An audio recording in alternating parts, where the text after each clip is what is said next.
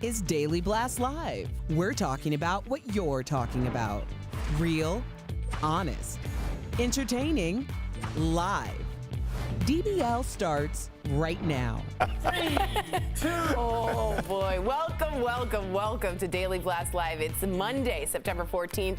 I am Tori, here with Al, and Lindsay joins us from home. Lindsay, welcome to the party. Yes, the animal shirt's out. Yeah, hey guys, how's it going? What's up, girl? Is what I do when I see her in that shirt. It's a big day for us here at DBL, and I want to tell you why. Today we are kicking off our 4th year on the air. Yes. Wow. There's only like 3 people in here, so thanks for that applause. Guys, I can't believe how far we've come, and look at this. This is a shot from our very first episode. I look like a life coach. You look like a bad life coach 3 years ago. Wow. Again, yes. Always looking for the camera is where my face was. Before we get into today's topic, I want to take a minute to just talk to all the viewers who are joining us for the very first time today. First off, welcome. We just added several new cities. This show is exactly what we say it is. Really, we're honest. We will always tell you what we really think. We are not just reading the stories. We are sharing our opinions and having conversations. Now, sometimes the conversations are fun. Am I right, Al? That's right. Other times, they're uncomfortable and they're real. But we are all about that. So you may agree with us, you may not, but that's the point. Tell us. We want to hear from you. It's a two-way street here. I also want to mention that because of the pandemic, we only have 2 hosts in the studio instead of 4. But once the pandemic is over, we will all have 4 hosts at the desk again, and we will all walk in slow motion. Yeah, we should be getting into a Lamborghini like that. Oh my God, the music following me. Dun, dun, dun, dun, dun. Hey. Anywho, I'm really excited and honored to be here with all of you. Please write us in if you're new. We'd love to welcome you to the program. Well, we are continuing to follow the wildfires raging across the West. There are more than 100 major wildfires spread across 12 western states. 35 people have died, and that number is expected to grow. Check out this terrifying viral video of a fire NATO. Yeah, that's something. In California, posted a few days ago. The wildfires are also making it incredibly hard for people to breathe. The air quality was so bad yesterday in Portland, it was literally off the chart. They hadn't recorded anything over 500 for air quality. It was at 576. They were telling people to stay indoors. Now, in the midst of all of this, there's now a new threat as officials warn folks about misinformation, which can spread like wildfire. False rumors began to circulate online last week that activists like far-left Antifa groups or far-right Proud Boys were responsible for setting the fires. Now, it seemed to begin after this post by Portland police warning protesters about the threat fires posed. Now, several local agencies, including this sheriff's department in Oregon, are telling people straight up, stop spreading the rumors. I was doing a lot of reading on this, and firefighters said a windstorm was coming in. There's no proof of anything. So this is just, to me, misinformation is dangerous as a pandemic or a wildfire. Al, what do you think? Misinformation, especially at the rate that these fires spread, can be deadly, Tori. I mean, usually with the internet, it's some unfounded theories about whatever you believe and whatever somebody else believes, and you guys all go back and forth and then turn your computers off and go to bed. This is different. If you ever have a second today, look at how quickly, there's YouTube videos of how quickly these fires spread. They can cover an area in 3 minutes. It's just engulfed. And so when we're talking about that kind of time, when people are wasting their time talking about conspiracy theories, whether they're true or not, it doesn't matter. We need to be spreading ways for people to remain safe and make sure we get pertinent information out there to the people that need it. And to all our firefighters out there, I just have to say, we bow down. There's nothing we can say that will ever amount to how grateful we are. I want to get Lindsay's take on this, too. A lot of people are reacting to the NFL's push for social justice. So yesterday, teams across the league devoted time to social justice issues with players and coaches. I saw coaches kneeling, locking arms and raising fists. End zones had "End Racism" written across it. Some players even wore clothes with the names of police brutality victims, but some fans reacted with anger on social media. One person tweeted, "NFL is a total bleep show with their crossing over into politics and social justice. Nobody wants to see that bleep." Another tweeted, "End racism is written at an NFL end zone. Is this the scenario when a racist sees that and addresses his issues? That's just the laziest performative bull bleep." But DBL Nation, we want to know what you think. That's what this show is all about. Do you like the NFL's social justice messaging, or do you think it's too politicized? We want you to go to dblvote.com. That's how integral you are to this show, and weigh in. And we're going to have this on the bottom as we speak about this. Lindsay, is this performative? Is this just like, yeah, we're trying, even though Kaepernick still doesn't have a team? Or is this something they're really trying to make efforts on? I mean, I think some of the ads, some of what the coaches have done and the players were all good. But a lot of the time I understand what the performative aspect is, because the NFL still blackballed, aside from Colin Kaepernick, Eric Reed, yes, who literally was an all-star player last year. And now he doesn't have a team to be on because he's fighting for Black lives. So when people say that we're politicizing sports, no, Black life is not a political topic to discuss. It really is just about saving Black lives. And these people have Black families that they want to discuss and end racism. They can't actually do their job with the same comfort and leisure as their white counterparts because they have to deal with racism every day. So, you know, it's an ongoing conversation. I think the NFL is trying to do something, but they can always do much more. Yeah, I know what you mean. It's like, I'm glad they're taking steps, but at the same time, I'm like, like I'm kind of questioning. What do you think, Al? You and the Browns, your Browns did great. No, thank you. That was hurtful and unnecessary. You They're know, terrible. Look, we played a really good team. But I digress. You know, I'll say this. A lot of people will say that this is performative, but I think that we have to look at the fact that the NFL has a large platform and they try and get across social messages that they think are important. Let's take the BLM movement aside. They have a period, I believe, for a month where they all wear pink on their uniforms. Yeah. For breast cancer. We do things to raise awareness for veterans. We do things that we hope that will reach a large swath of the country. And I believe that the players, which in the NFL are a large amount of them, they are African American. And this is an issue that's near and dear to their heart. So you are going to see this. So I understand that some people think it's performative, some people think it won't help, but you could say the same thing about breast cancer. Right. And, or does it matter? It right? doesn't matter. Right. What it does matter is that maybe a couple hundred people go out and get a mammogram, and maybe that changes. Maybe only a couple hundred people go out and read about BLM and change their mind. So I think that's what they're looking for. Someone agrees with you. Michael writes in, "I can't see a better platform for social justice and a big change of attitude than the NFL. It's critical for kids to see proper behavior." And also, Lindsay, I want to know if you agree with this. You can vote with your eyeballs. If you don't like it, turn it off. They read the ratings just like everybody else. Right. I saw a lot of tweets of people saying, oh, the ratings are going to go down. But, like, honestly, it's not a good scale to measure it on because the ratings have been all over the place, especially because now that we're locked inside the house. So I'm sure they changed this year more than last year when they were going down. So we'll just see. I don't really know exactly what people should do, but I think that the NFL specifically needs to address the players that they are so-called blackballing, because these are all-star players like Kaepernick and Eric Reed that were very, very vocal from the beginning to now for Black lives that don't have jobs. So they need to really do a better job explaining why.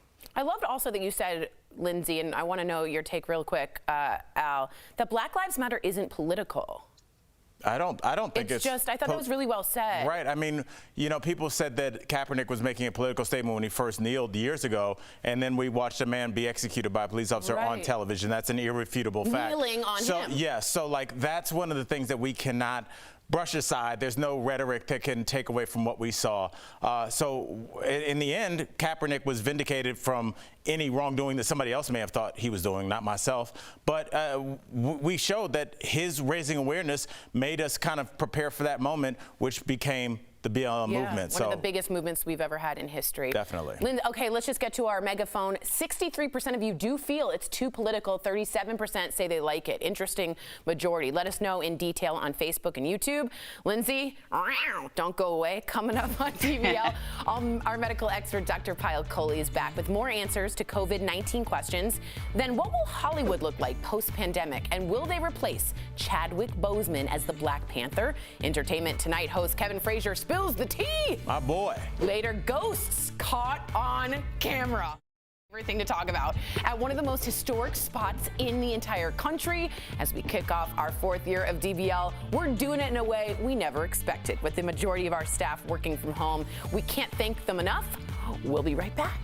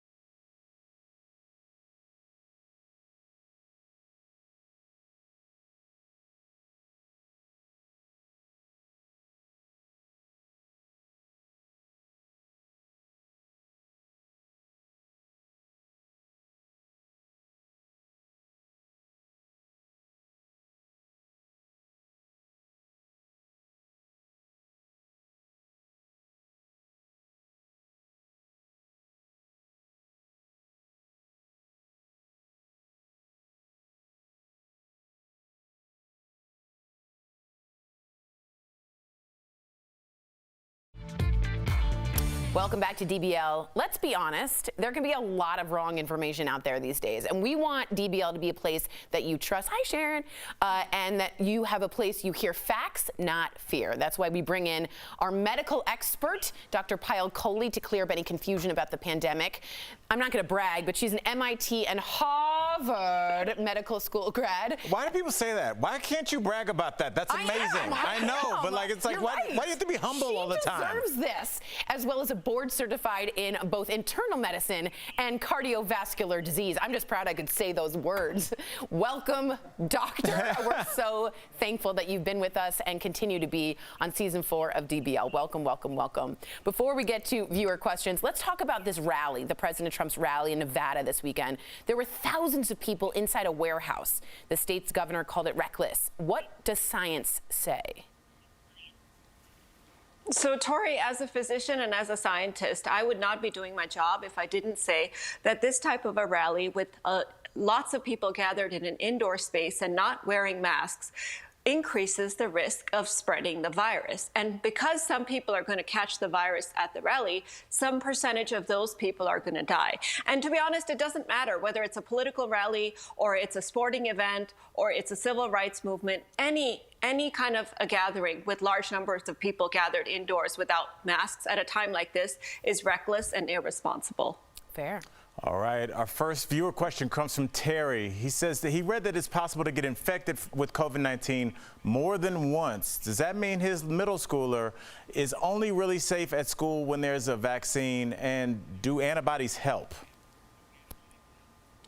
So, Terry, antibodies do help. In fact, that's how we protect ourselves from reinfection. But what we're learning with this virus is that in some people, the antibodies can start to wane as early as 30 days after infection.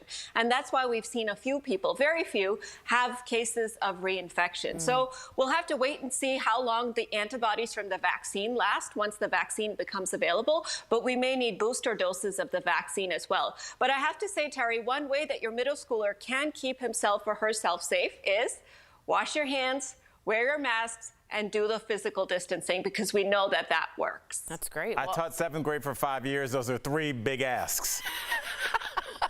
I know it is. Children, but like you said, maybe reward them with something. Right.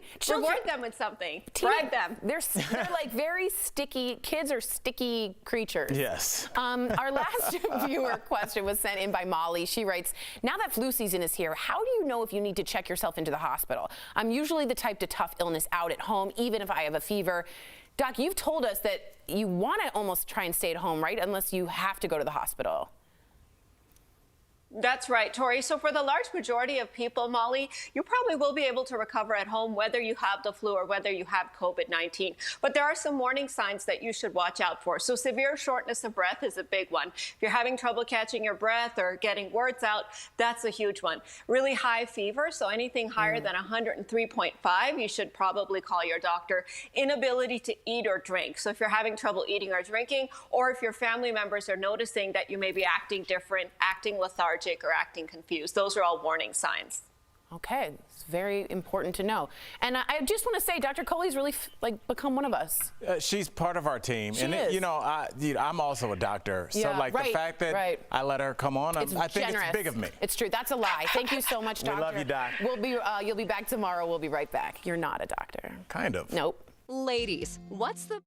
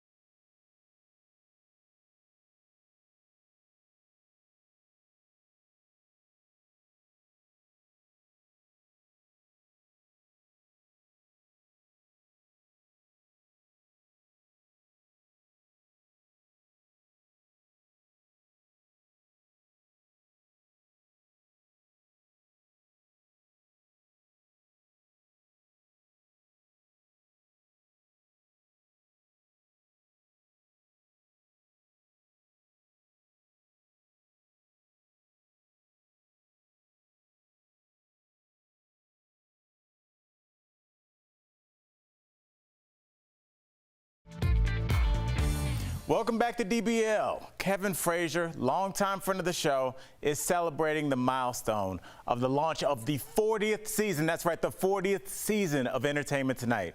I got a chance to catch up with Kevin earlier in today's Chatting with the Stars. Kevin Frazier, welcome back to DBL. Now, Kev, let's be honest, it's been a crazy couple months. Just let us know, just what have you been up to since the last time we saw you? I've been home, and I have been at home shooting the show. We have a amazing studio crew and, hair, makeup, wardrobe, everything. To me, trying to dodge my children. And at first, my kids had so much reverence for me, but then it turned around and they were just like, this dude's shooting again. Yeah. Can he hurry up and get through this show? They don't care about adult stuff. So right.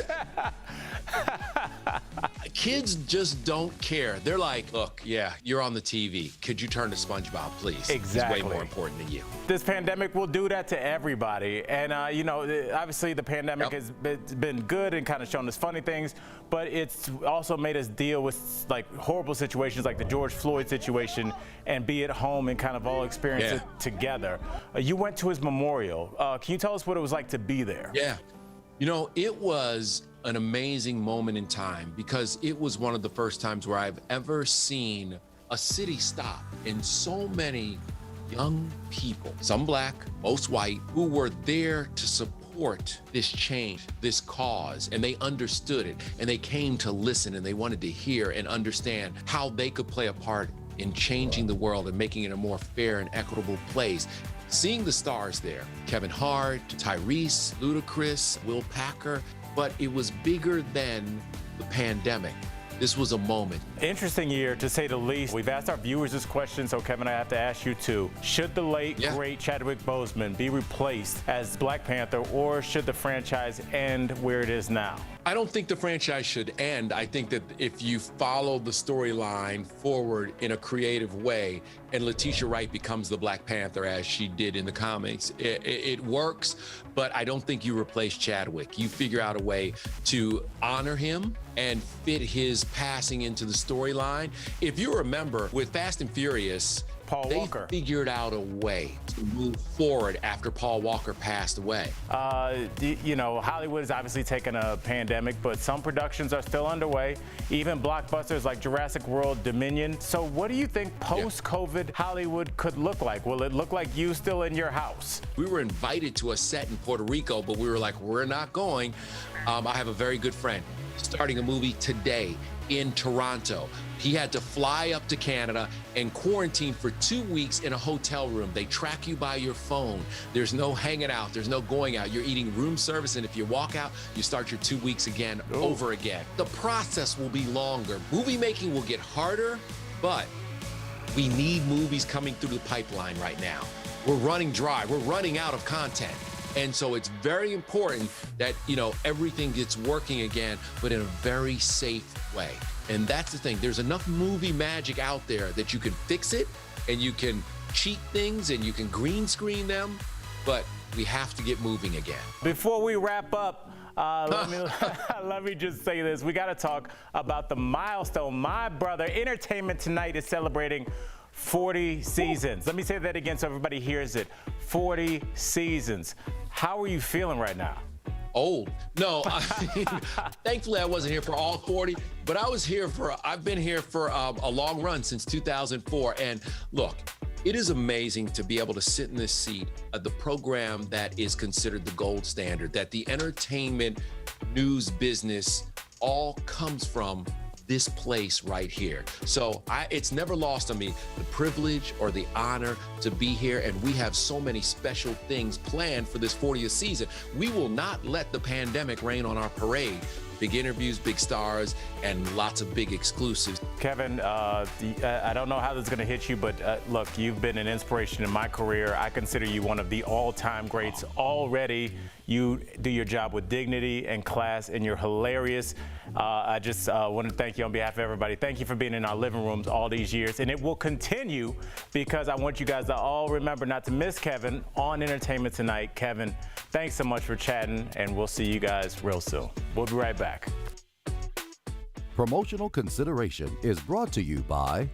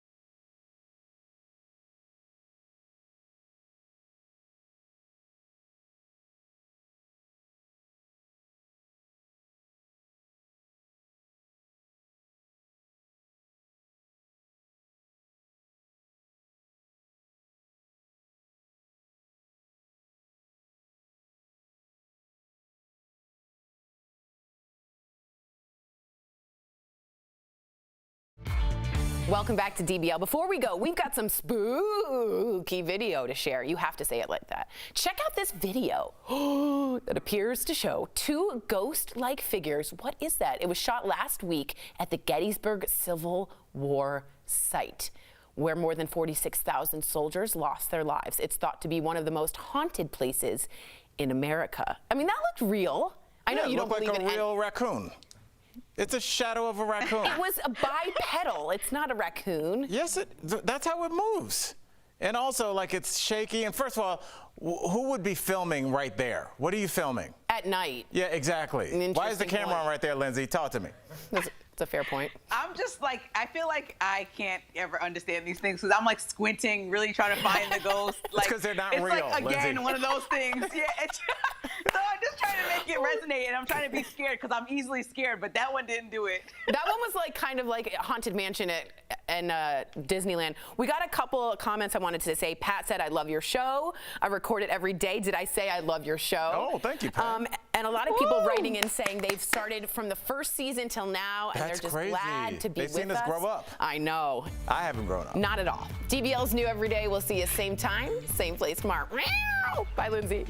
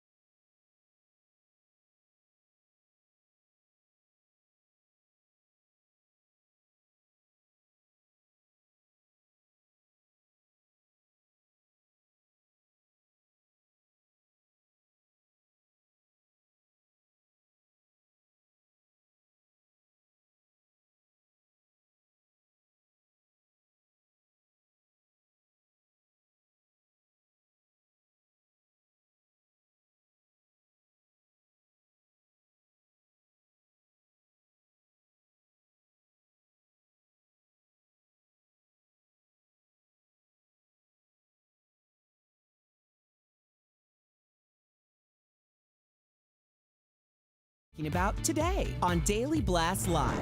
Wildfires continue to rage on the West Coast, while false rumors about how they started are spreading online. The plea from police officers today to put a stop to the misinformation.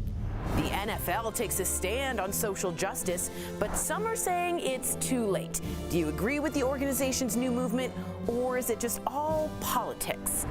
Chris Evans accidentally shares an explicit photo, and fans quickly come to his defense. Would the situation be different if this was a woman who leaked the pic? And Patti LaBelle and Gladys Knight go head-to-head in a battle of the soul legends. The surprise guest that had Twitter screaming, "That's what friends are for." Real, honest, entertaining, live. DBL starts right now. 3, 2. Thank you, Chris. Welcome to DBL. It is Monday, September 14th. I'm Sam here with Al. Jeff joining us from home. Big day for us today here at DBL. I'm wearing my party dress, my confetti dress. Very appropriate because what's today, Al? It is the start of year 4 for us. Yes! Big news. What's up, Jeff? Wow, How you got some feeling? whistles. There's only a couple people here in the studio because of the pandemic, but we did get some whistles, a few claps, and yes, we are kicking off our 4th year on the air. We can't believe it. In fact, take a look at this. That's our very first show. 4 years ago. Look at that little desk. Don't I look like a life coach in that? Oh my gosh. Yes, you do. You definitely do. And before we get to today's topics, I do want to take a minute to talk to all the viewers who are joining us for the first time today. So we just added several new cities. So this show is exactly the way that we tout it. We are honest. We are real. We're always going to tell you what we really think, even if you disagree with us. In fact, Al, we welcome the disagreement because we read your comments and we learn with you. In fact, I learn from our viewers. Right. I think anybody that's watched the show for any amount of time knows that we will admit when we are wrong. Well, I hadn't thought about it like that. I'll take something somebody said and I'll play with it overnight and then come back with it. Like, I love to hear what our viewers say because we are kind of just like one collective conscience. So we appreciate y'all. Yep, we get uncomfortable too, but we know how to have fun. So don't you worry about that. We also want to take note. Just look, if we could have a widescreen.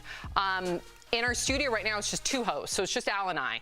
But there's usually 4 hosts at the table. And again, because of the pandemic, we don't have 4 hosts right now, but they will be back at the desk, hopefully sooner than later. Fingers crossed. But welcome to the DBL family. Write us in using the hashtag DBLTake. Go to our Facebook, our YouTube. I'm always reading your comments, and we want to hear from you. Okay, so we are continuing to follow the wildfires raging across the West. There are more than 100 major wildfires spread across 12 western states. 35 people have died, and that number is expected to grow. Check out this terrifying viral video of a fire NATO. Look at that. That's in California, posted just a few days ago. Now, the wildfires are also making it hard for people to breathe. The air quality was so bad yesterday in Portland, it was literally off the chart, with people being warned to stay indoors. Now, in the midst of all of this, there's now a new threat, as officials warn folks about. Misinformation. False rumors began to circulate online last week that activists like far-left Antifa groups or far-right Proud Boys were responsible for setting those fires. Well, it seemed to begin after this post by Portland police warning protesters about the threat fires posed. Well, now several local agencies, including this sheriff's department in Oregon, are telling people to stop spreading rumors. Give us a quick button on this, Al. Why is this misinformation so troublesome to you? Sam, Jeff, I think everybody wants to feel like they're involved. Everybody wants to feel like they're more in the know than everybody else. And guess what, guys? Whether you are or whether you aren't, it's not helping. Right now, people's lives are on the line. I've read several times that we need to be prepared as a culture for a mass fatality event. There's a lot of people missing. There's going to be a lot of hurting families, and spreading rumors and hearsay is just not the time. Please, if you want to help, but this is not doing it right now. And if you don't want to help, just do like everybody else and get out of the way and let the firefighters and the police do their job. All right. Thank you, Al. And Jeff, okay, we're going to get your take on this. A lot of people are reacting to the NFL's push for social justice. So yesterday, teams across the league devoted time to social justice issues, with players kneeling, locking arms, raising fists. End zones had "End Racism" written across it. Some players even wore clothes with the names of police brutality victims. But some fans reacted with anger on social media. One person tweeted, "NFL is a total bleep show with their crossing over into politics and social justice. Nobody wants to see that bleep." Another tweeted, "End racism is written at an NFL end zone. Is this the scenario where a racist sees that and addresses his issues? That's just the laziest performative bull bleep." So DBL Nation, we always want to hear from you. We want to know what you think. Write us in. Do you like the NFL's social justice messaging, or do you think it's too politicized? So you can weigh in right now. We're going to look at the votes as we discuss, and then we'll reveal the vote at the end. Jeff, to our new viewers out there, you played college football. You love football. Do you think that it's become too politicized? Where do you land on this? No.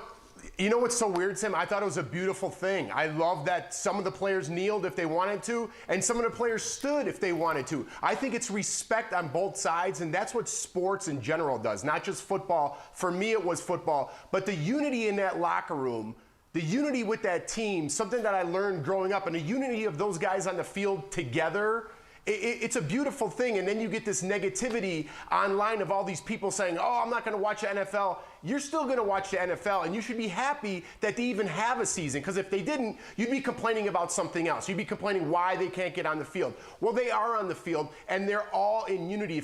if you guys have access to HBO, watch Hard Knocks. They kind of go through this whole thing during the pandemic, during the BLM movement, and it brings the team closer together. I kind of wanted to bring this point up, Al, because do you feel with the way the NFL players are and the pedestal that they're on, there is some sort of, they need to speak out. They're idolized in some way. I idolized Walter Payton growing up, Michael Jordan.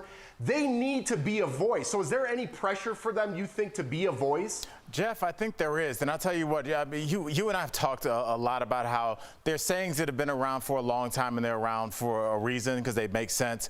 That saying, to much is given, much is expected, falls on the shoulders of these 23-year-old. Think about 23-year-old Jeff and Al. I was a goofball. These guys have the weight of the world. These guys have hundreds of thousands of followers on social media. They have millions of people watching them, and there is something going on that they don't like. Now, let's take the BLM out of this because I know that that's such a polarizing topic. What about breast cancer? The NFL does something where the NFL players wear pink. The end zones are pink, reminding people, the women in your life that you love, and men, because men can get breast cancer, to get a regular mammogram. We do things for the military to remember that our service people are in need when they're over there and when they return. The three things I just mentioned are important things in our society. Racism, misogyny, all these drugs, opioid abuse. These are all things that we need to address. And what better time to address them than when millions of people are watching? It's now. So they have that pressure. I'm sure they'd rather play football, guys. I'm sure they'd rather play football. Yeah, no, I think that's a very strong point. You know, when you look at the causes that aren't so politically polarizing, it wouldn't create such I don't even want to say distrust, but there is not only a disconnect, but it is divisive. And I don't want to see that, you know, I don't want to see just equality being a divisive movement. It shouldn't be. We should all link arms together. So I'm But we should remember, Sam, there are people that say, I just want to see sports, and that's it. And those people make up a chunk of the viewership as well, and they have a right to speak their opinion. Yes. Absolutely. Let's see, speaking of opinions, let's see what DBL Nation has to say. 53% of you believe it's too politicized, so that's interesting. Write us in directly. I want to hear directly from you because clearly you have a different opinion than us three hosts up here. And by the way, you don't want to know what 23-year-old Sam was doing. No, yeah, let us never speak of that again. You're here now. Yeah, exactly. Jeff, don't go away. Coming up on DBL, our medical expert, Dr. Payal Kohli, is back with more answers to COVID-19 questions. What will Hollywood look like post-pandemic? And will they replace Chadwick Bozeman as the Black Panther? Entertainment Tonight host Kevin Frazier is going to spill the tea. And as we kick off our 4th year of DBL, we're doing it in a way we never expected. With the majority of our staff working from home, we cannot thank them enough. We miss you guys. We'll be right back. This is a Smile.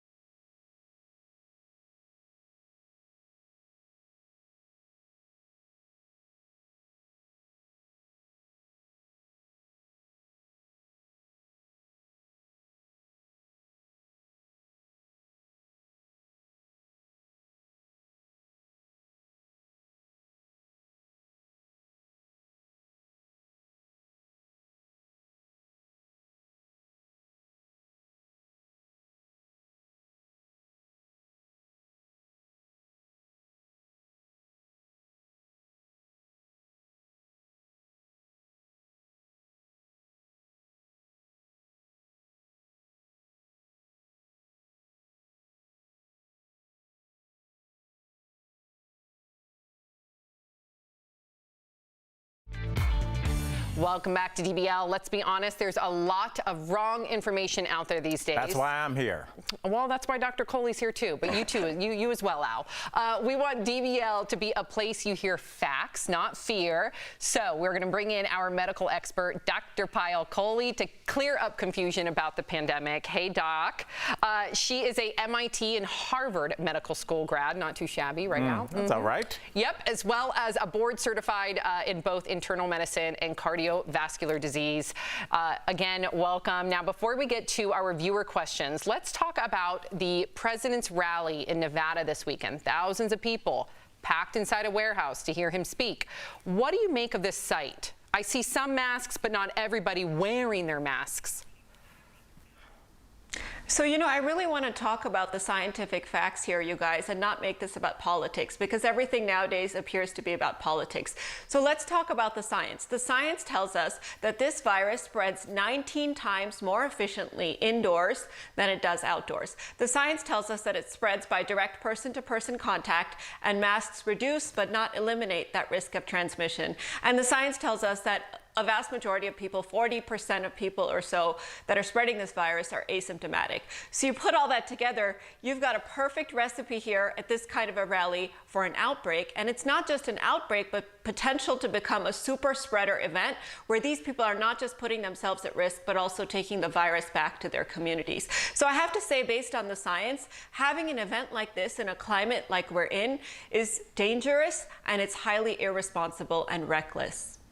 All right, let's get to our first viewer question. It comes from Terry, and he says, is it possible to get infected with COVID-19 more than once? Does that mean that his kid is only safe at school when there's a vaccine, or does having antibodies help? So, Dr. Jackson, I'm sure you would agree with me on this, that the science shows us. Doctor. Stop hating, Sam. Let it happen.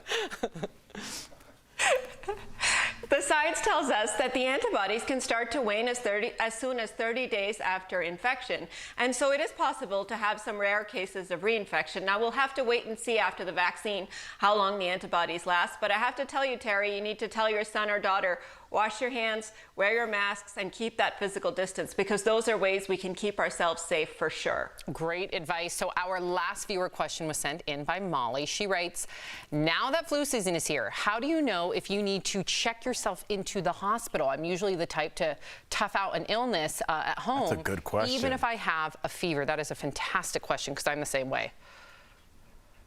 Yeah, this is a great question. And so, yes, the vast majority of people actually can manage not just the flu, other viruses, but also COVID-19 infection at home. But there are some warning signs you should watch out for, Molly. So a temperature greater than 103.5 is concerning. You should call your doctor for that. If you're having shortness of breath, trouble getting your words out, or any kind of pain in the chest, that's a warning sign. If you can't take in food, or especially liquids, then that's concerning. And then finally, if your family is noticing that you're acting funny, or you're a little more confused or lethargic, that is also a potential sign that there could be something serious brewing. Wow. Before I let you go, doctor, I wanted to ask Al, what field do you practice in? General field and studies. They didn't want to lock me down, and then because all the fields are like, hey, we want them. So it's like I'm a jack of all trades. But I'm not allowed to talk about that. Quite popular. You need military clearance. We'll get into that in the commercial break. Okay. You got that, Dr. Coley? I got it. Yeah, Dr. Jackson and I have a secret handshake and everything, right? Yes, we do it at the conferences. It's Sam's not going to understand, so just, keep it in layman's terms. Conferences, sure. Okay, thank you, Dr. Coley. You will be back tomorrow. Thanks, Doc. So if you have a question, DBL Nation, about coronavirus you want answered by Dr. Coley, write us on social media. You can also email info@dailyblastlive.com. We will be right back. Ladies,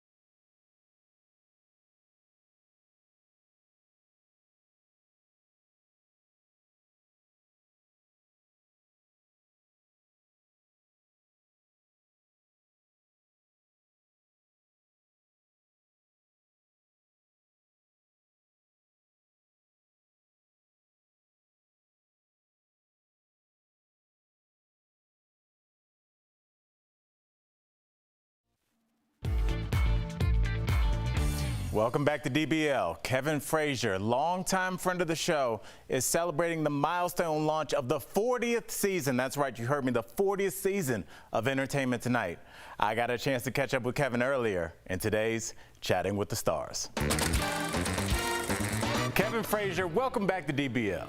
Now, Kev, let's be honest, it's been a crazy couple months. Just let us know, just what have you been up to since the last time we saw you? I've been home.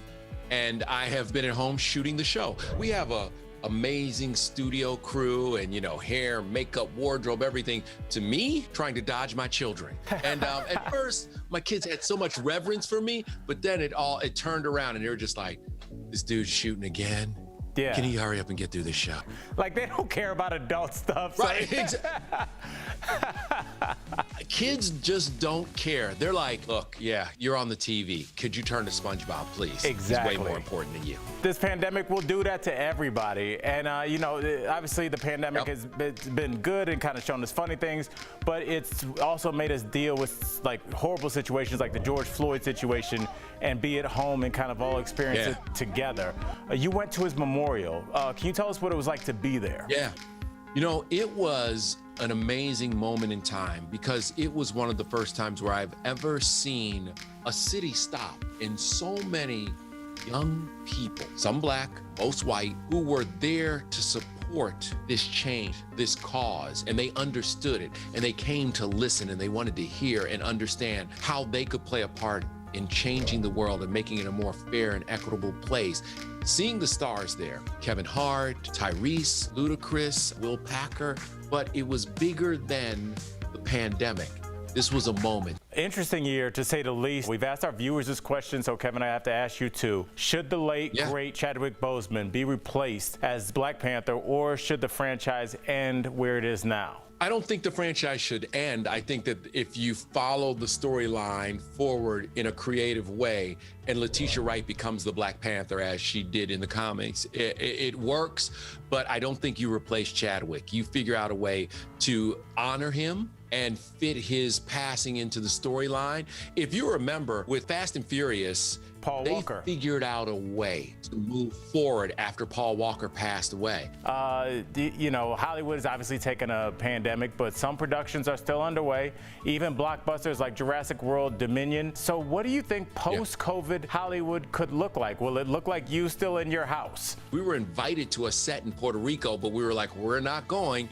I have a very good friend starting a movie today in Toronto. He had to fly up to Canada and quarantine for 2 weeks in a hotel room. They track you by your phone. There's no hanging out. There's no going out. You're eating room service, and if you walk out, you start your 2 weeks again, over again. The process will be longer. Movie making will get harder, but we need movies coming through the pipeline right now. We're running dry. We're running out of content. And so it's very important that, everything gets working again, but in a very safe way. And that's the thing. There's enough movie magic out there that you can fix it and you can cheat things and you can green screen them, but we have to get moving again. Before we wrap up, let me just say this. We got to talk about the milestone. My brother, Entertainment Tonight, is celebrating 40 seasons. Let me say that again so everybody hears it. 40 seasons. How are you feeling right now? Old. No, thankfully I wasn't here for all 40, but I've been here for a long run since 2004. And look, it is amazing to be able to sit in this seat at the program that is considered the gold standard, that the entertainment news business all comes from this place right here. So it's never lost on me the privilege or the honor to be here, and we have so many special things planned for this 40th season. We will not let the pandemic rain on our parade. Big interviews, big stars, and lots of big exclusives. Kevin, I don't know how this is going to hit you, but look, you've been an inspiration in my career. I consider you one of the all-time greats already. You do your job with dignity and class, and you're hilarious. I just want to thank you on behalf of everybody. Thank you for being in our living rooms all these years, and it will continue because I want you guys to all remember not to miss Kevin on Entertainment Tonight. Kevin, thanks so much for chatting, and we'll see you guys real soon. We'll be right back. Promotional consideration is brought to you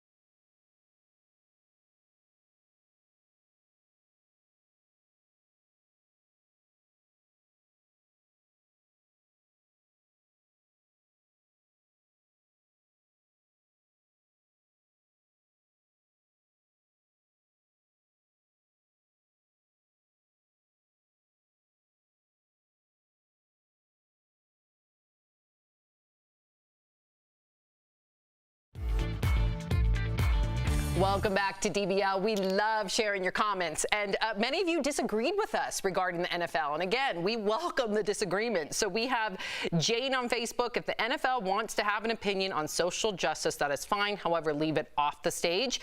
And Palmer on Facebook says, one of my ways to escape politics is to watch sports. No need to mix the two. Let us escape. And then Laura on Facebook writes, I love this show. Just started watching a few months ago. You all are honest, and I love that. She was talking mostly about me.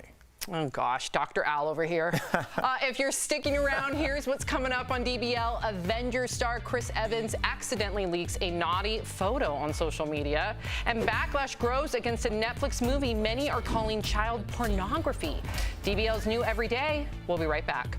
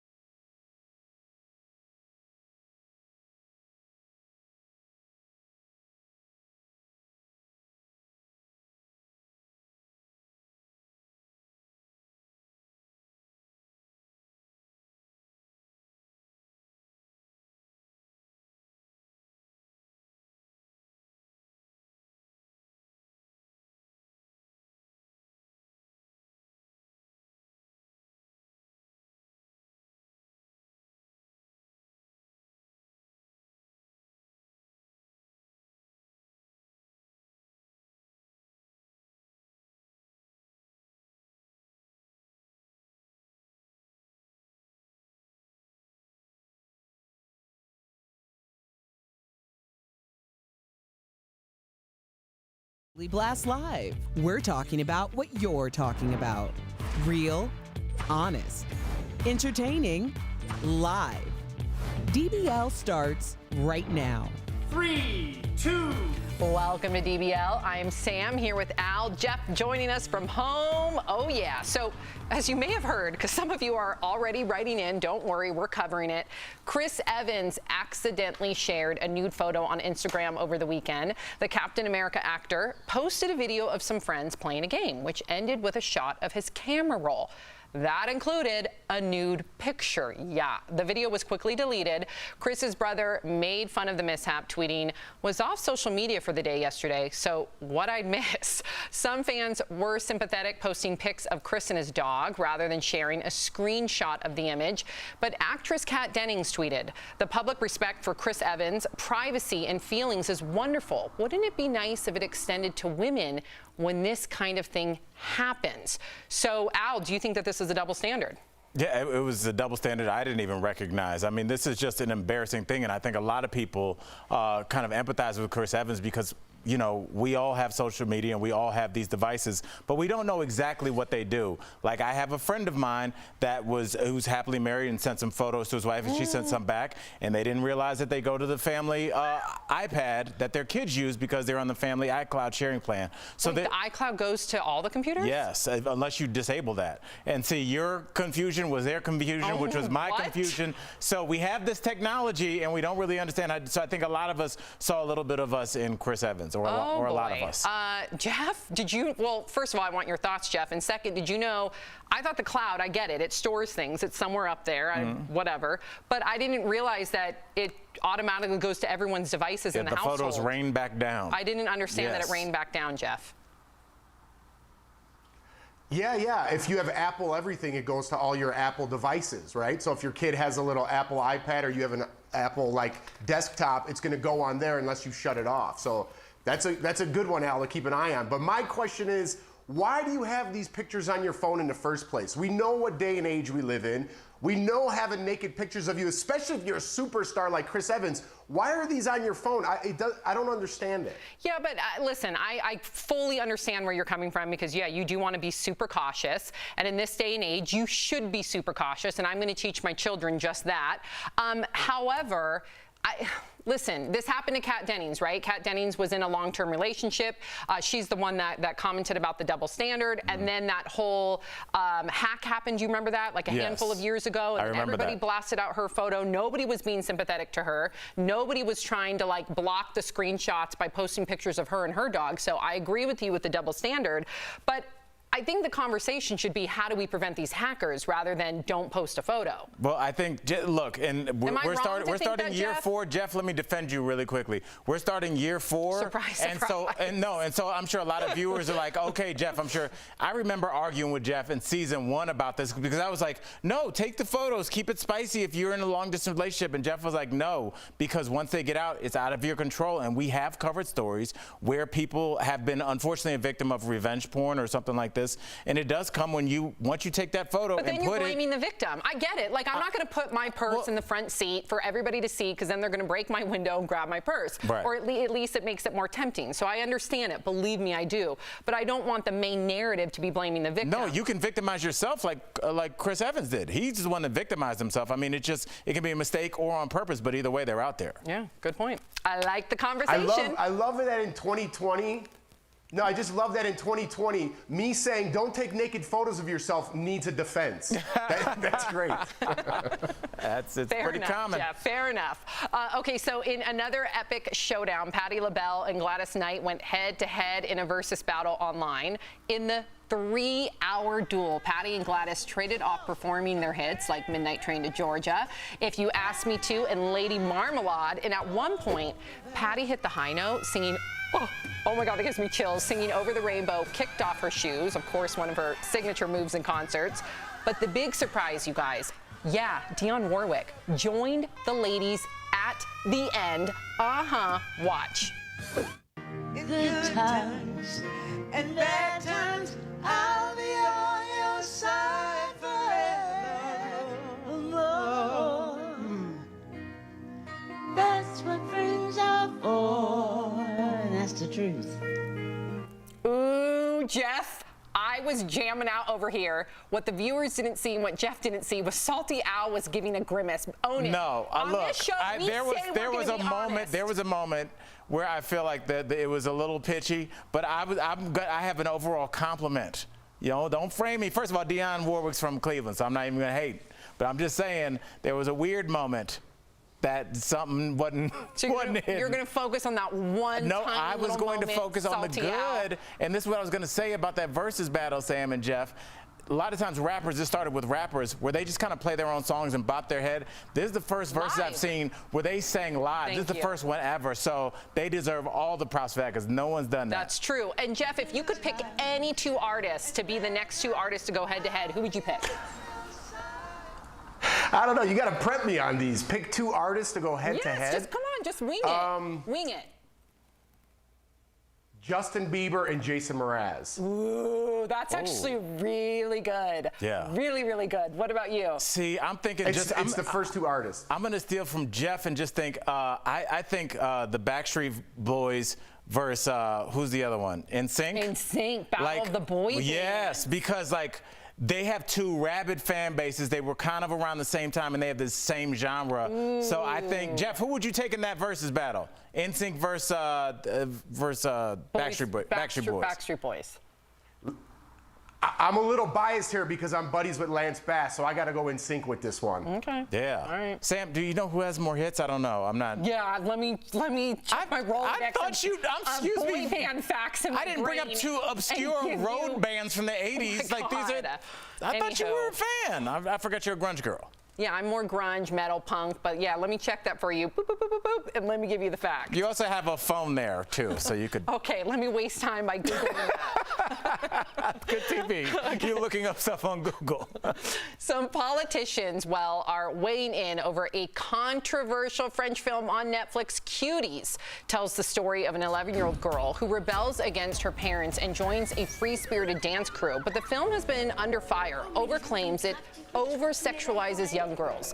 Texas Senator Ted Cruz wants Netflix to pull the movie and is asking the Justice Department to investigate whether the filmmakers violated federal laws against producing and distributing child pornography. And former Democratic presidential candidate Tulsi Gabbard also says the film, quote, whets the appetite of pedophiles and helps fuel the child sex trafficking trade. Jeff, do you think that this film goes too far? Listen, Sam, I'm going to be perfectly honest with you. I have to watch it to give a really honest opinion and I hate when people judge a book by its cover. Just from the few clips that I've seen of this, I don't like it. I don't like the message that it sends. Again, I have to look into it. Maybe it sends a bigger message, but the clips I've seen were sexualizing young little girls, and for me, you know, that I don't like that. You know, we all know the story of Jean Bonnet, how that went, and I just don't think it's a good thing. What about you, Al? I'm in the same boat as Jeff, and I appreciate you being honest. I have not seen the film either, but I think we're like a lot of people. We haven't seen the film, but they've seen the clips, and a lot of people are going to be turned off by what they see, especially as somebody like me that has a daughter this age. I mean, it makes your stomach turn. But there is something to be said if this, because I talked to our co-host Tori, and she said she has seen it, and there's a greater message, and it's showing that this is obviously a bad thing. So we need to be able to see the entire movie. So, but there's a place where if people haven't seen it, they're going to think like Jeff and I. Yeah, to your point, bringing up that there is another side to it, I want to read this full screen, even though it makes me highly uncomfortable to watch that footage. This is coming from The Guardian. The film and its accusers turn out to be on the same side. It goes on to say that it is about the false promise of liberation in the kind of sexualized display, and the offending scenes are gruesomely unwatchable, deliberately so, because they're trying to showcase the over-sexualization of young girls today. However, it's really hard for me to watch those scenes. I'm with the both of you. Like, what about those young actresses? Are they being exploited? But you know, a lot of these children's pageants saying, let's be honest here. I think both of them. They have bikinis. Of course. They have bikini contest part of it. They have spray tanning. I would say both. So, yeah, I would say, yeah, you should be upset by like the toddlers and the tiaras. Then you should also be upset about this and vice versa. Like I'm with you. It makes me very uncomfortable. I just got word Backstreet Boys sold more records. Ooh. Boom. That came from my brain, not from the producer. I told you I have a Rolodex back there. Jeff, stick around. Coming up on DBL, are you feeling lucky? We are launching our Daytime Emmys gift bag giveaway. Swag the stars take home. Plus, it's the world's toughest race where only the strong survive. Meet a woman who's putting it all on the line. And do you believe in ghosts? You just might after we show you more of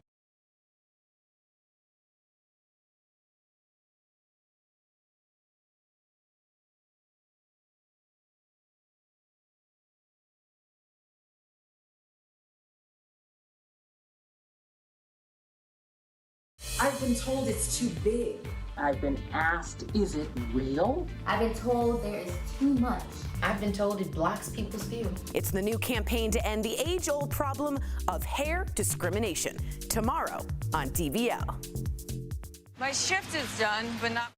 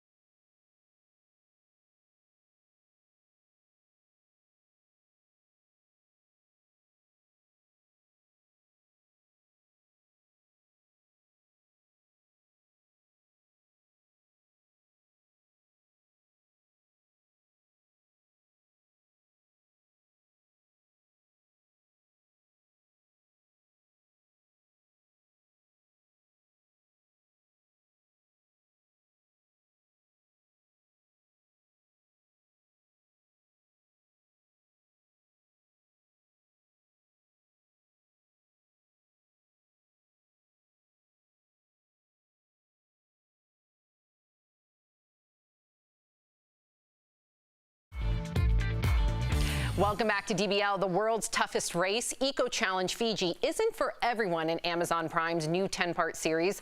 Teams from around the world race 24 hours around the clock for several days straight, trekking through jungles, oceans, and mountains, battling the elements and their drive to finish the race alive. And one 40-year-old mom decided to give it a go for the first time. Jeff spoke to Sonia Wick earlier in today's DBL Spotlight.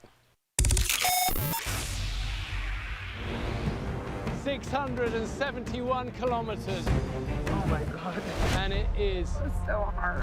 Brutal. Sonia Wick, thank you so much for joining us here on DBL. Now, you trekked more than 400 miles in 10 days through ocean, jungle, mountains.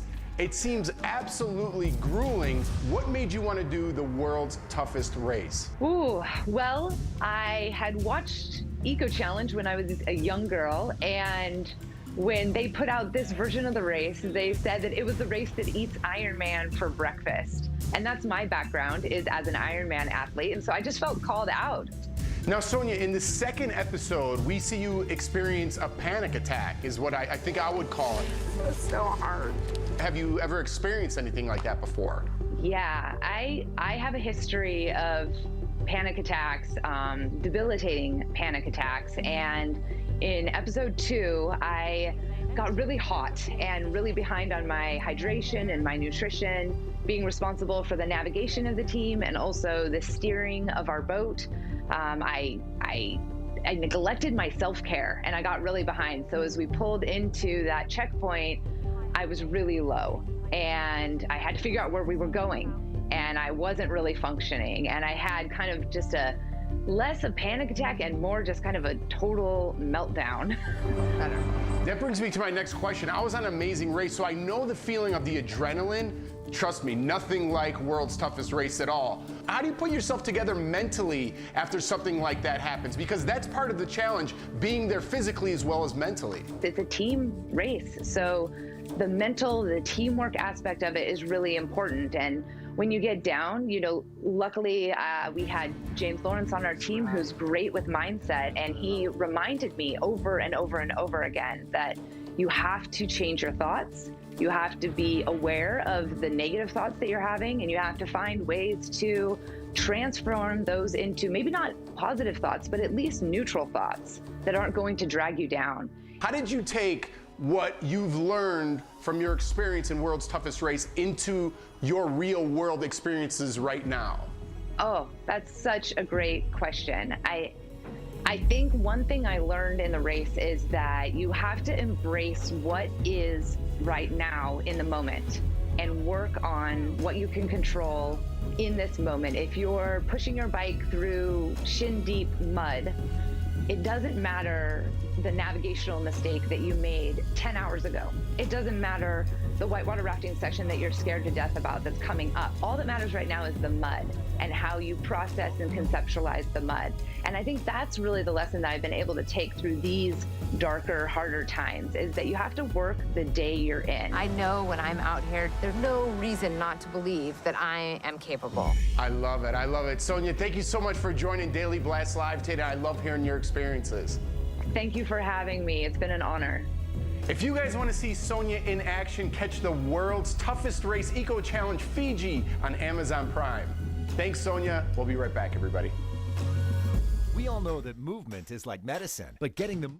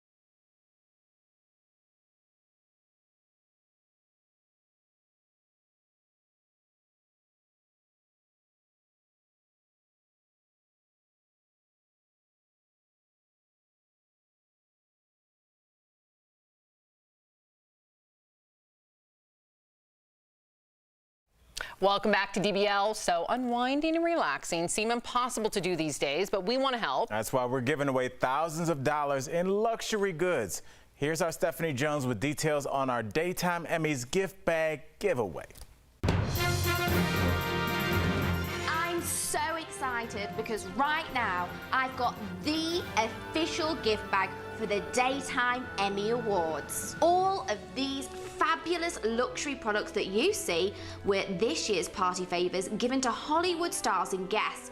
Altogether, it's worth more than $5,000, and there's someone watching right now who will be taking this lot off my hands. I wish I had enough time to show you every single amazing product, but I can give you a quick taste, like you have to see this cordless hairdryer. That's right, I said it is cordless, so getting ready is no longer a hassle. Now that you can move about while drying your hair, I mean, seriously, just imagine the freedom. Amazing. Now, speaking of getting ready, maybe your brows need a little bit of TLC. I mean, it's okay to admit it's been quite the year. Well, this Hollywood brow kit is here to help. You don't have to be afraid of doing Zoom meetings anymore now that you can whip your brows back into shape with the Bombshell Brow Kit. Enough about going out. Let's talk about staying at home in luxury. Being stuck at home is always better in a bathrobe, and even better when the robe is 5-star resort quality. Forget about the sweats, it is time to upgrade. And to complete your ultimate lounge day, look at this, 100% silk eye masks and pillowcases. You'll just be so comfortable, you might just sleep through the rest of 2020. Lucky you. And there's something else to make your sleep that much more relaxing, a Young Living essential oil diffuser, and it even includes a set of essential oils too. And that is just the tip of the iceberg. I didn't even get to the headphones, designer face masks, delicious vegan snacks, and well, also my favorite, the vlogging kit. We're talking a ring light, microphone stand, smartphone stand. I mean, this is gonna make online meetings a breeze.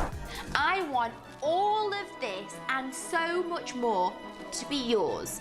So here is what you've got to do. Send a video to us on social media or at info@dailyblastlive and tell us about your quarantine. How has your life changed? Have you got any new hobbies, or are there any plans that you had to cancel this year? And what are you looking forward to most once the pandemic is over? On Friday, September the 25th, DBL will randomly be selecting one viewer to be the new owner of the official Daytime Emmys gift bag. So, what are you waiting for? That's it for now. I'll be back when we have a winner, and back to you guys. Wow. No, I'm getting that bag, Sam. I'm sorry to our viewers. You can't. Albert Jackson. I got first dibs. I'm going to tackle it. Albert, you can't just go backstage and snag that bag. It's going to one of our viewers. I'm just going to drive. I'm just going to hit the highway. What? Well, we'll know where to find you. I know exactly where you live, buddy. Don't worry. What would you want from that bag? The vlogging kit. That ring light is everything. For if you're applying for jobs, you need one. Oh my gosh. Everything's on the computer now. Is that going to be in the bag too? Coming up on DBL, ghosts caught on camera at one of the most historic spots.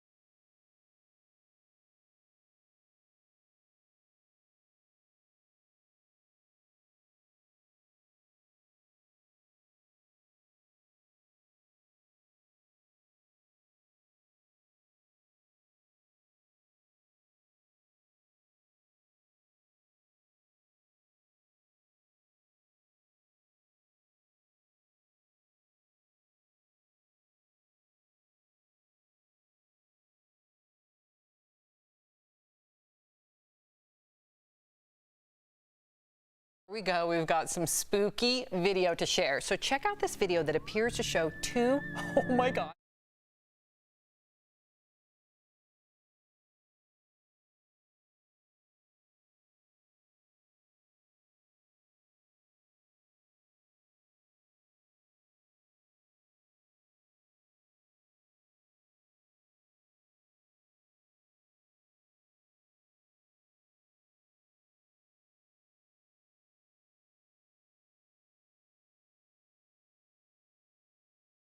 I'll say, like, there might be energy, but I don't know if it'd be a raccoon or whatever we just saw. That wasn't a person. That looked like a spirit to me. What about you? What about you? That's definitely...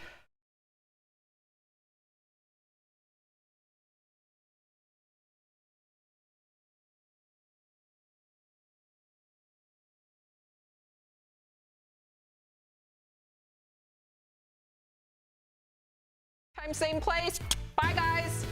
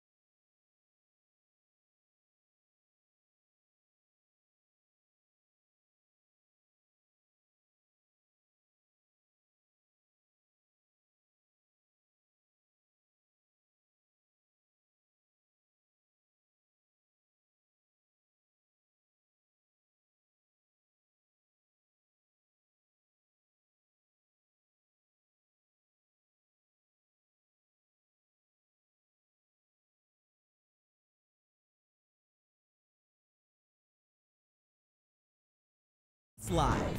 Wildfires continue to rage on the West Coast, while false rumors about how they started are spreading online. The plea from police officers today to put a stop to the misinformation. The NFL takes a stand on social justice, but some are saying it's too late. Do you agree with the organization's new movement, or is it just all politics? Chris Evans accidentally shares an explicit photo, and fans quickly come to his defense. Would the situation be different if this was a woman who leaked the pic? And Patti LaBelle and Gladys Knight go head-to-head in a battle of the soul legends. The surprise guest that had Twitter screaming, "That's what friends are for." Real, honest, entertaining, live. DBL starts right now. 3, 2. Thank you, Chris. Welcome to DBL. It is Monday, September 14th. I'm Sam here with Al. Jeff joining us from home.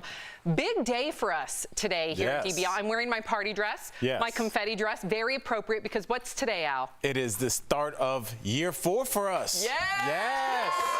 Big news. What's up, Jeff? Wow, How you some feeling? Whistles. There's only a couple people here in the studio because of the pandemic, but we did get some whistles, a few claps, and yes, we are kicking off our 4th year on the air. We can't believe it. In fact, take a look at this.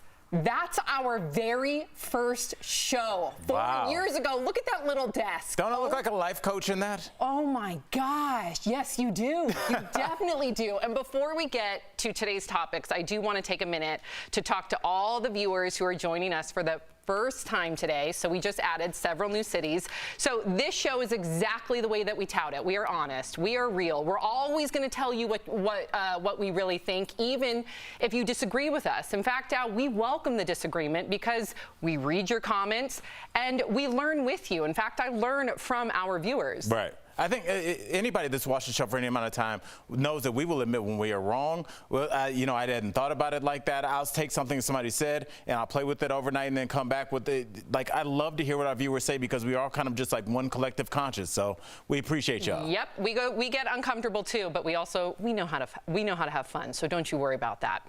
We also want to take note. Just look, if we could have a widescreen. In our studio right now, it's just 2 hosts, so it's just Al and I.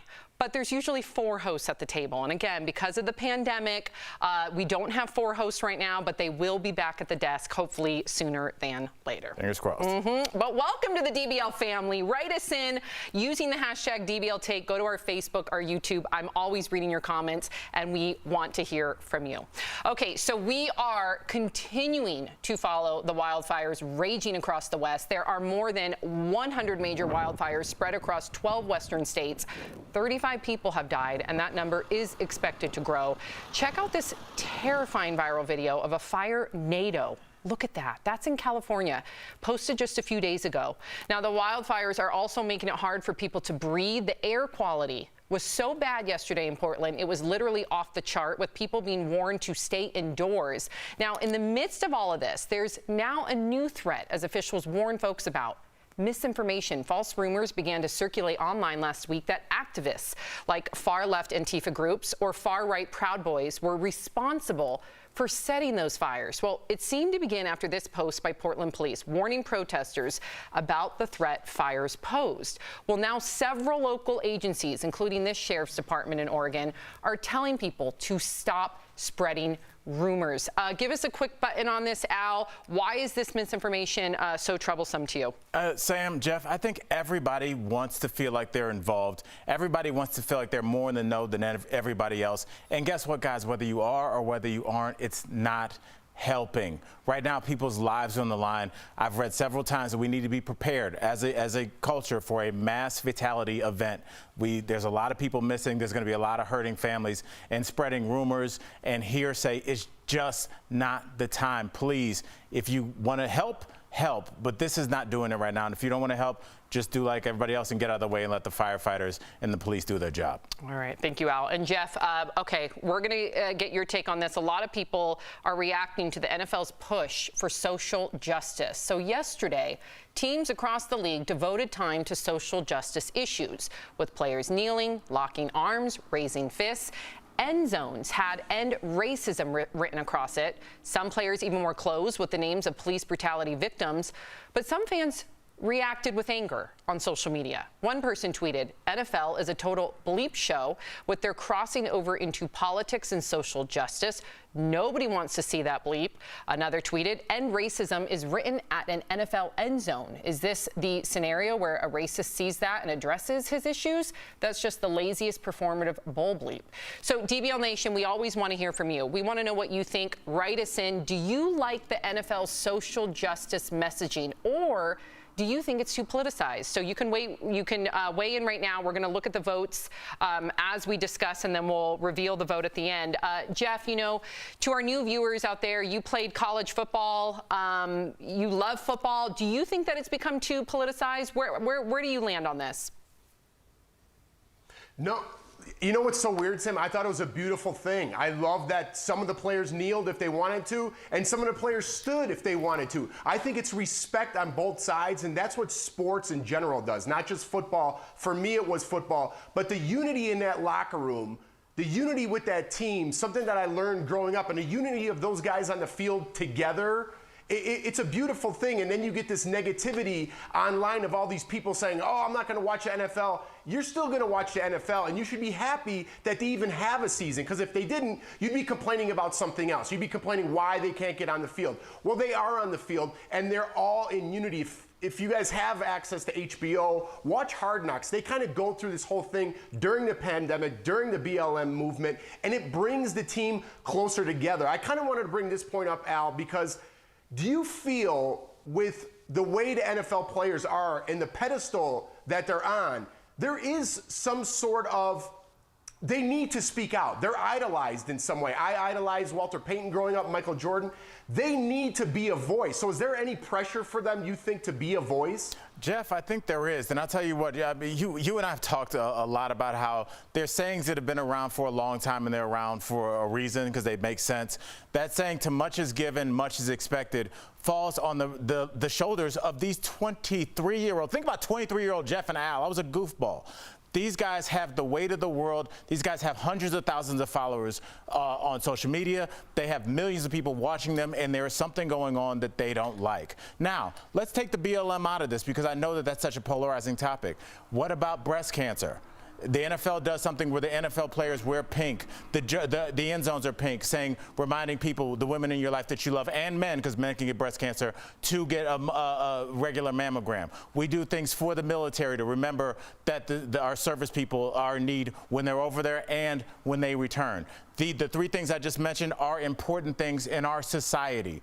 Racism, misogyny, all these drugs, opioid abuse. These are all things that we need to address. And what better time to address them than when millions of people are watching? It's now. So they have that pressure. I'm sure they'd rather play football, guys. I'm sure they'd rather play football. Yeah, no, I think that's a very strong point. You know, when you look at the causes that aren't so politically polarizing, it wouldn't create such a I don't even want to say distrust, but there is not only a disconnect, but it is divisive. And I don't want to see that, you know, I don't want to see just equality being a divisive movement. It shouldn't be. We should all link arms together. So I'm But with we should you. Remember, Sam, there are people that say, I just want to see sports, and that's it. And those people make up a chunk of the viewership as well, and they have a right to speak their opinion. Yes. Absolutely. Let's see, speaking of opinions, let's see what DBL Nation has to say. 53% of you believe it's too politicized, so that's interesting. Write us in directly. I want to hear directly from you because clearly you have a different opinion than us three hosts up here. And by the way, you don't want to know what 23-year-old Sam was doing. No, yeah, let us never speak of that again. You're here now. Yeah, exactly. Jeff, don't go away. Coming up on DBL, our medical expert, Dr. Payal Kohli, is back with more answers to COVID-19 questions. What will Hollywood look like post-pandemic? And will they replace Chadwick Bozeman as the Black Panther? Entertainment Tonight host Kevin Frazier is going to spill the tea. And as we kick off our 4th year of DBL, we're doing it in a way we never expected. With the majority of our staff working from home, we cannot thank them enough. We miss you guys. We'll be right back.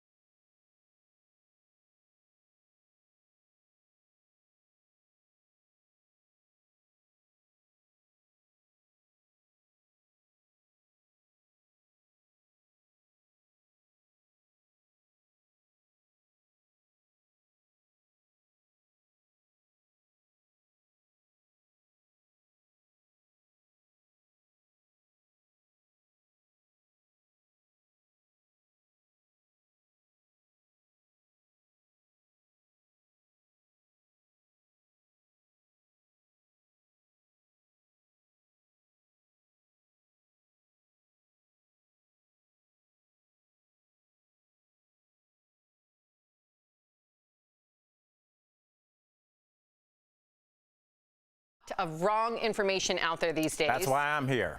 Well, that's why Dr. Coley's here too, but you too, you as well, Al. We want DBL to be a place you hear facts, not fear. So we're going to bring in our medical expert, Dr. Payal Kohli, to clear up confusion about the pandemic. Hey, Doc. She is a MIT and Harvard medical school grad, not too shabby right now. That's all right. Yep, as well as a board certified in both internal medicine and cardiovascular disease. Again, welcome. Now, before we get to our viewer questions, let's talk about the president's rally in Nevada this weekend. Thousands of people packed inside a warehouse to hear him speak. What do you make of this sight? I see some masks, but not everybody wearing their masks. So, you know, I really want to talk about the scientific facts here, you guys, and not make this about politics, because everything nowadays appears to be about politics.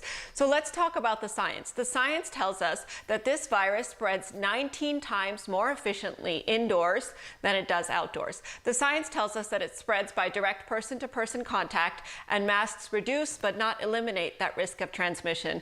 And the science tells us that a vast majority of people, 40% of people or so that are spreading this virus, are asymptomatic.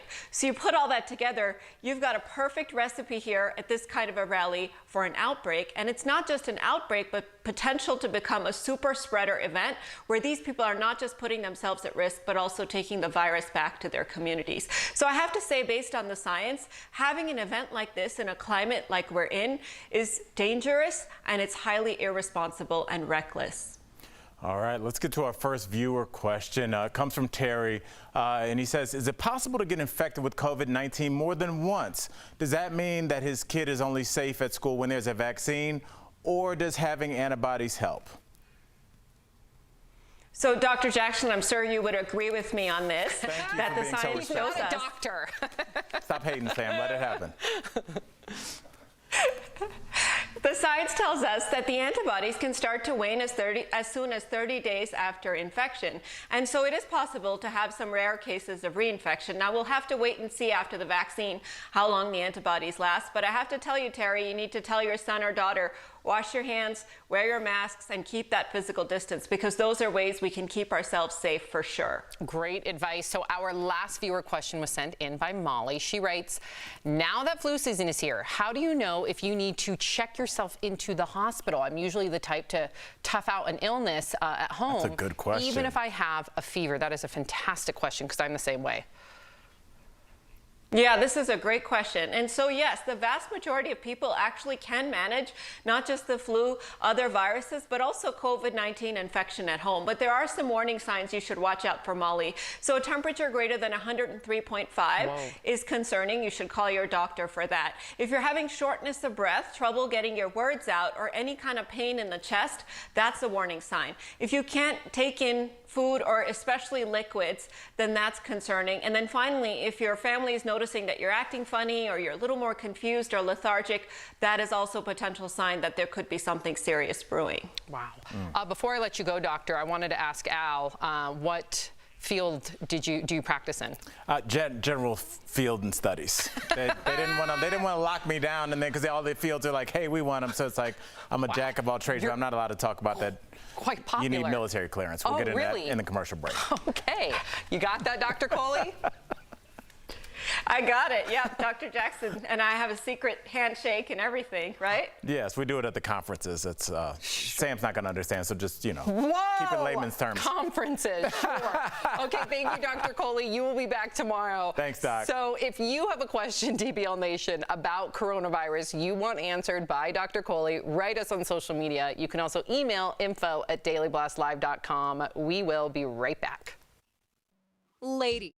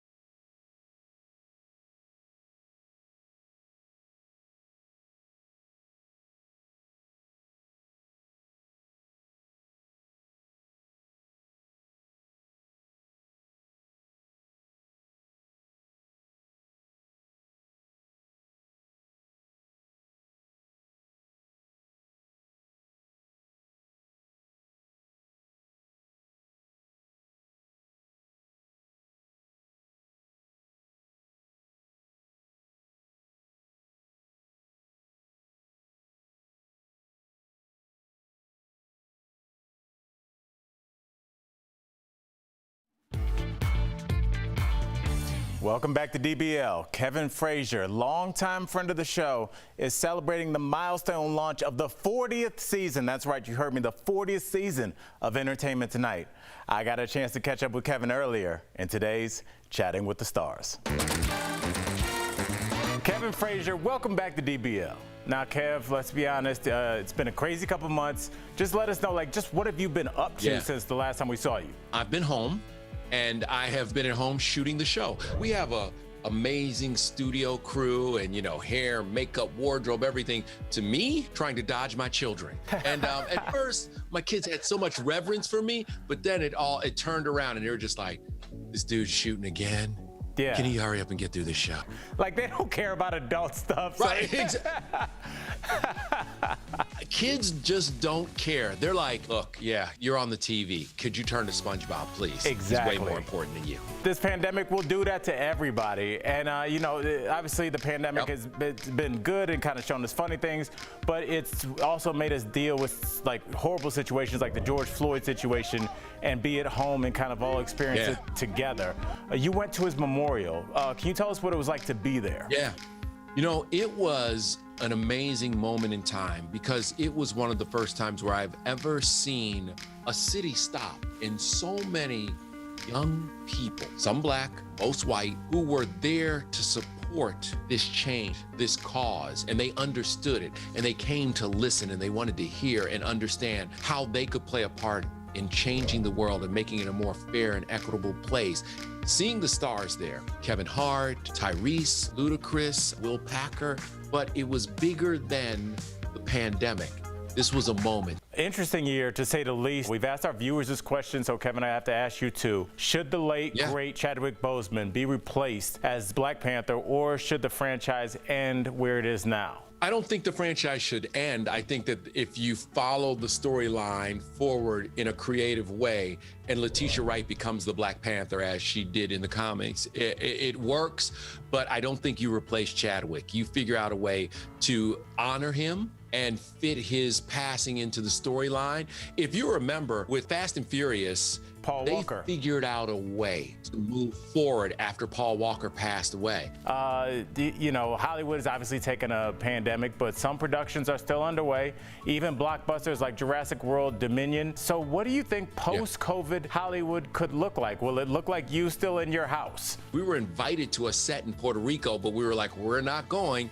I have a very good friend starting a movie today in Toronto. He had to fly up to Canada and quarantine for 2 weeks in a hotel room. They track you by your phone. There's no hanging out. There's no going out. You're eating room service, and if you walk out, you start your 2 weeks again, over again. The process will be longer. Movie making will get harder, but we need movies coming through the pipeline right now. We're running dry. We're running out of content. And so it's very important that, you know, everything gets working again, but in a very safe way. And that's the thing. There's enough movie magic out there that you can fix it and you can cheat things and you can green screen but we have to get moving again. Before we wrap up, let me just say this. We got to talk about the milestone. My brother, Entertainment Tonight, is celebrating 40 seasons. Let me say that again so everybody hears it. 40 seasons. How are you feeling right now? Old. No, I mean, thankfully I wasn't here for all 40, but I've been here for a long run since 2004. And look, it is amazing to be able to sit in this seat at the program that is considered the gold standard, that the entertainment news business all comes from this place right here. So it's never lost on me the privilege or the honor to be here, and we have so many special things planned for this 40th season. We will not let the pandemic rain on our parade. Big interviews, big stars, and lots of big exclusives. Kevin, I don't know how this is going to hit you, but look, you've been an inspiration in my career. I consider you one of the all-time greats already. You do your job with dignity and class, and you're hilarious. I just want to thank you on behalf of everybody. Thank you for being in our living rooms all these years, and it will continue because I want you guys to all remember not to miss Kevin on Entertainment Tonight. Kevin, thanks so much for chatting, and we'll see you guys real soon. We'll be right back. Promotional consideration is brought to you by people across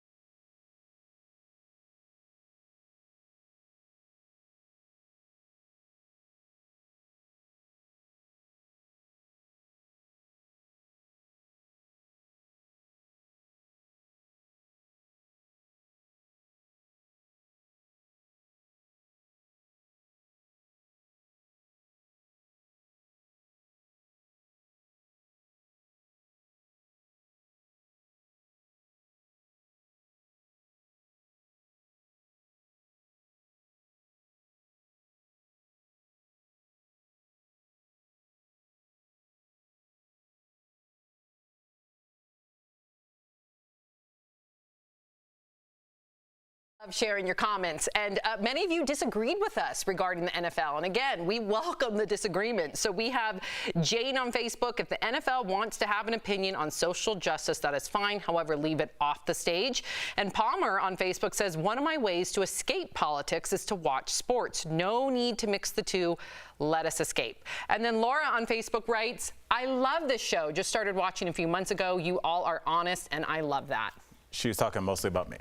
Oh gosh, Dr. Al over here. If you're sticking around, here's what's coming up on DBL. Avengers star Chris Evans accidentally leaks a naughty photo on social media. And backlash grows against a Netflix movie many are calling child pornography. DBL's new every day. We'll be right back.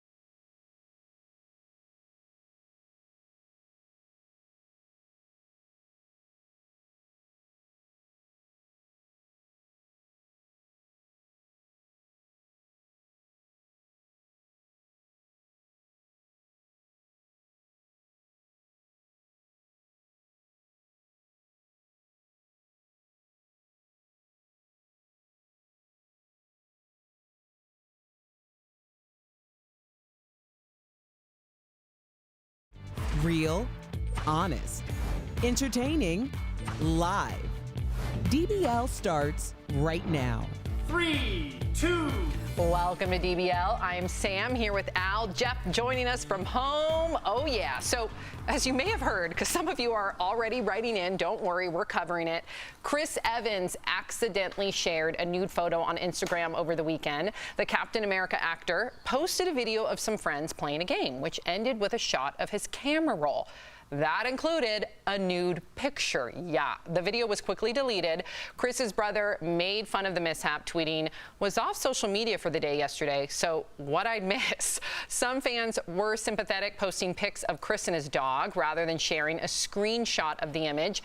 But actress Kat Dennings tweeted, the public respect for Chris Evans' privacy and feelings is wonderful. Wouldn't it be nice if it extended to women when this kind of thing happens? So, Al, do you think that this is a double standard? Yeah, it was a double standard I didn't even recognize. I mean, this is just an embarrassing thing, and I think a lot of people kind of empathize with Chris Evans because, you know, we all have social media and we all have these devices, but we don't know exactly what they do. Like, I have a friend of mine who's happily married and sent some photos to his wife, and she sent some back, and they didn't realize that they go to the family iPad that their kids use because they're on the family iCloud sharing plan. So the iCloud goes to all the computers? Yes, unless you disable that. And see, your confusion was their confusion, which was my confusion. So we have this technology, and we don't really understand. So I think a lot of us saw a little bit of us in Chris Evans. Or a lot of us. Jeff, did you, well, first of all, I want your thoughts, Jeff. And second, did you know, I thought the cloud, I get it, it stores things, it's somewhere up there, whatever. But I didn't realize that it automatically goes to everyone's devices in the household. The photos rain back down. I didn't understand that it rained back down, Jeff. Yeah. If you have Apple everything, it goes to all your Apple devices, right? So if your kid has a little Apple iPad or you have an Apple like desktop, it's going to go on there unless you shut it off. So that's a good one, Al, to keep an eye on. But my question is, why do you have these pictures on your phone in the first place? We know what day and age we live in. We know having naked pictures of you, especially if you're a superstar like Chris Evans. Why are these on your phone? I don't understand it. Yeah, but listen, I fully understand where you're coming from because, yeah, you do want to be super cautious. And in this day and age, you should be super cautious. And I'm going to teach my children just that. However, listen, this happened to Kat Dennings, right? Kat Dennings was in a long-term relationship. She's the one that commented about the double standard. And then that whole hack happened. Do you remember that? Like a handful of years ago. And everybody blasted out her photo. Nobody was being sympathetic to her. Nobody was trying to like block the screenshots by posting pictures of her and her dog. So I agree with you with the double standard. But I think the conversation should be how do we prevent these hackers rather than don't post a photo. Well, I think, look, and we're starting year 4. Jeff, let me defend you really quickly. We're starting year 4. Surprise, and surprise. So I'm sure a lot of viewers are like, okay, Jeff, I'm sure. I remember arguing with Jeff in season 1 about this because I was like, no, take the photos, keep it spicy if you're in a long distance relationship. And Jeff was like, no, because once they get out, it's out of your control. And we have covered stories where people have been unfortunately a victim of revenge porn or something like this. And it does come once you take that photo and put it. But then you're blaming the victim. I get it. Like, I'm not going to put my purse in the front seat for everybody to see because then they're going to break my window and grab my purse. Right. Or at least it makes it more tempting. So I understand it. Believe me, I do. But I don't want the main narrative to be blaming the victim. No, you can victimize yourself like Chris Evans did. He's the one that victimized himself. I mean, it can be a mistake or on purpose, but either way, they're out there. Yeah, good point. I like the conversation. I love it that in 2020. No, I just love that in 2020, me saying don't take naked photos of yourself needs a defense. That's great. It's Fair pretty enough, common. Jeff, fair enough. Okay, so in another epic showdown, Patti LaBelle and Gladys Knight went head-to-head in a versus battle online. In the 3-hour duel, Patti and Gladys traded off performing their hits like Midnight Train to Georgia, If You Ask Me To, and Lady Marmalade. And at one point, Patti hit the high note singing, oh my God, that gives me chills, singing Over the Rainbow, kicked off her shoes, of course, one of her signature moves in concerts. But the big surprise, you guys, Dionne Warwick joined the ladies at the end. Watch. Good times and bad times, I'll be on your side forever. That's what friends are for, that's the truth. Ooh, Jeff, I was jamming out over here. What the viewers didn't see and what Jeff didn't see was Salty Al was giving a grimace. Own it. No, look, there was a moment where I feel like that it was a little pitchy, but I have an overall compliment. You know, don't frame me. First of all, Dionne Warwick's from Cleveland, so I'm not even gonna hate. But I'm just saying there was a weird moment that something wasn't. You're going to focus on that one. No, I was going to focus on the good, and this is what I was going to say about that versus battle, Sam and Jeff. A lot of times rappers, this started with rappers, where they just kind of play their own songs and bop their head. This is the first verses I've seen where they sang live. This is the first one ever, so they deserve all the props for that because no one's done that. That's true. And Jeff, if you could pick any 2 artists to be the next 2 artists to go head-to-head, who would you pick? I don't know. You got to prep me on these. Pick 2 artists to go head-to-head. Just come on, just wing it. Wing it. Justin Bieber and Jason Mraz. Ooh, that's actually really good. Yeah. Really, really good. What about you? See, I'm thinking it's the first 2 artists. I'm going to steal from Jeff and just think, I think the Backstreet Boys versus, who's the other one? NSYNC? NSYNC, Battle of the Boys. Yes, because they have 2 rabid fan bases. They were kind of around the same time, and they have the same genre. Ooh. So I think, Jeff, who would you take in that versus battle? NSYNC versus Backstreet Boys. Backstreet Boys. I'm a little biased here because I'm buddies with Lance Bass, so I got to go in sync with this one. Okay. Yeah. All right. Sam, do you know who has more hits? I don't know. I'm not. Yeah. Let me check my Rolodex. I thought you. Excuse me. Boy band facts in my I didn't bring up 2 obscure road bands from the 80s. Oh these are. I thought you were a fan. I forgot you're a grunge girl. Yeah, I'm more grunge, metal, punk, but yeah, let me check that for you. Boop, boop, boop, boop, boop, and let me give you the facts. You also have a phone there, too, so you could... Okay, let me waste time by Googling that. Good TV. You're looking up stuff on Google. Some politicians, well, are weighing in over a controversial French film on Netflix. Cuties tells the story of an 11-year-old girl who rebels against her parents and joins a free-spirited dance crew. But the film has been under fire over claims it over-sexualizes young girls. Texas Senator Ted Cruz wants Netflix to pull the movie and is asking the Justice Department to investigate whether the filmmakers violated federal laws against producing and distributing child pornography. And former Democratic presidential candidate Tulsi Gabbard also says the film, quote, whets the appetite of pedophiles and helps fuel the child sex trafficking trade. Jeff, do you think that this film goes too far?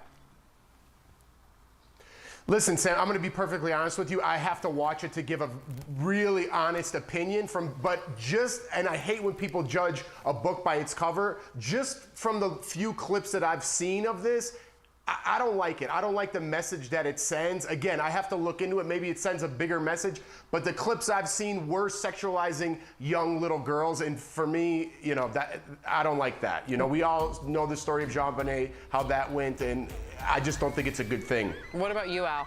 I'm in the same boat as Jeff, and I appreciate you being honest. I have not seen the film either, but I think we're like a lot of people. We haven't seen the film, but they've seen the clips, and a lot of people are going to be turned off by what they see, especially as somebody like me that has a daughter this age. I mean, it makes your stomach turn. But there is something to be said if this, because I talked to our co-host Tori, and she said she has seen it, and there's a greater message, and it's showing that this is obviously a bad thing. So we need to be able to see the entire movie. So, but there's a place where if people haven't seen it, they're going to think like Jeff and I. Yeah, now, to your point, bringing up that there is another side to it, I want to read this full screen, even though it makes me highly uncomfortable to watch that footage.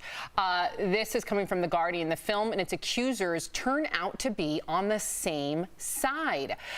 It goes on to say that it is about the false promise of liberation in the kind of sexualized display, and the offending scenes are gruesomely unwatchable, deliberately so, because they're trying to showcase the over-sexualization of young girls today. However, it's really hard for me to watch those scenes. I'm with the both of you. Like, what about those young actresses? Are they being exploited?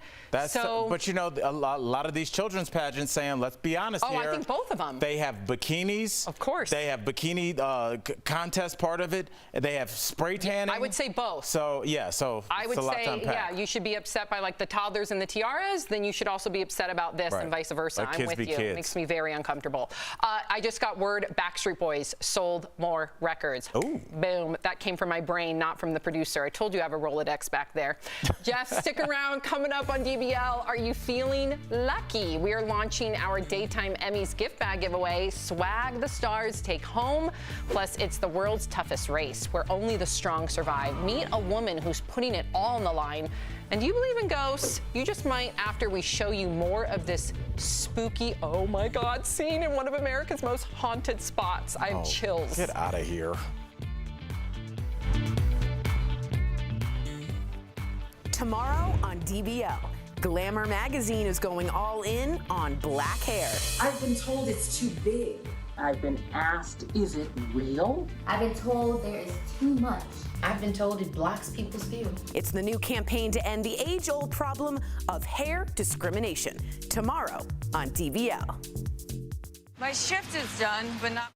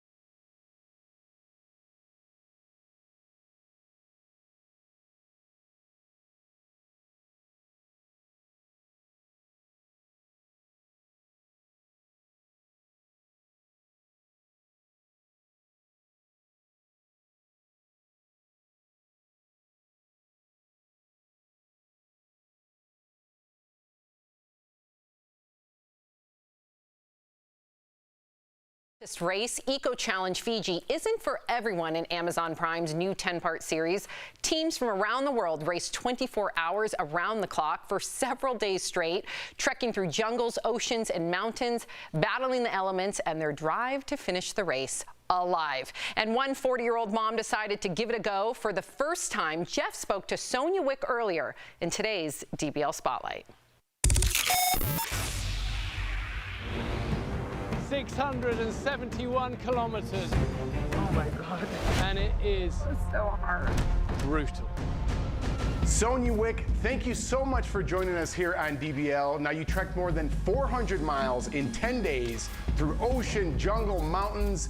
It seems absolutely grueling. What made you want to do the world's toughest race? Ooh, well, I had watched Eco Challenge when I was a young girl, and when they put out this version of the race, they said that it was the race that eats Iron Man for breakfast. And that's my background, is as an Ironman athlete, and so I just felt called out. Now, Sonia, in the second episode, we see you experience a panic attack, is what I think I would call it. It's so hard. Have you ever experienced anything like that before? Yeah, I have a history of panic attacks, debilitating panic attacks, and in episode 2, I got really hot and really behind on my hydration and my nutrition, being responsible for the navigation of the team and also the steering of our boat. I neglected my self-care and I got really behind. So as we pulled into that checkpoint, I was really low and I had to figure out where we were going, and I wasn't really functioning, and I had kind of just less a panic attack and more just kind of a total meltdown. That brings me to my next question. I was on an amazing race, so I know the feeling of the adrenaline. Trust me, nothing like World's Toughest Race at all. How do you put yourself together mentally after something like that happens? Because that's part of the challenge, being there physically as well as mentally. It's a team race, so the mental, the teamwork aspect of it is really important. And when you get down, luckily we had James Lawrence on our team who's great with mindset, and he reminded me over and over and over again that you have to change your thoughts. You have to be aware of the negative thoughts that you're having, and you have to find ways to transform those into maybe not positive thoughts, but at least neutral thoughts that aren't going to drag you down. How did you take what you've learned from your experience in World's Toughest Race into your real world experiences right now? Oh, that's such a great question. I think one thing I learned in the race is that you have to embrace what is right now in the moment and work on what you can control in this moment. If you're pushing your bike through shin-deep mud, it doesn't matter the navigational mistake that you made 10 hours ago. It doesn't matter the whitewater rafting section that you're scared to death about that's coming up. All that matters right now is the mud and how you process and conceptualize the mud. And I think that's really the lesson that I've been able to take through these darker, harder times, is that you have to work the day you're in. I know when I'm out here, there's no reason not to believe that I am capable. I love it. I love it. Sonia, thank you so much for joining Daily Blast Live today. I love hearing your experiences. Thank you for having me. It's been an honor. If you guys want to see Sonia in action, catch the World's Toughest Race Eco Challenge Fiji on Amazon Prime. Thanks, Sonia. We'll be right back, everybody. We all know that movement is like medicine.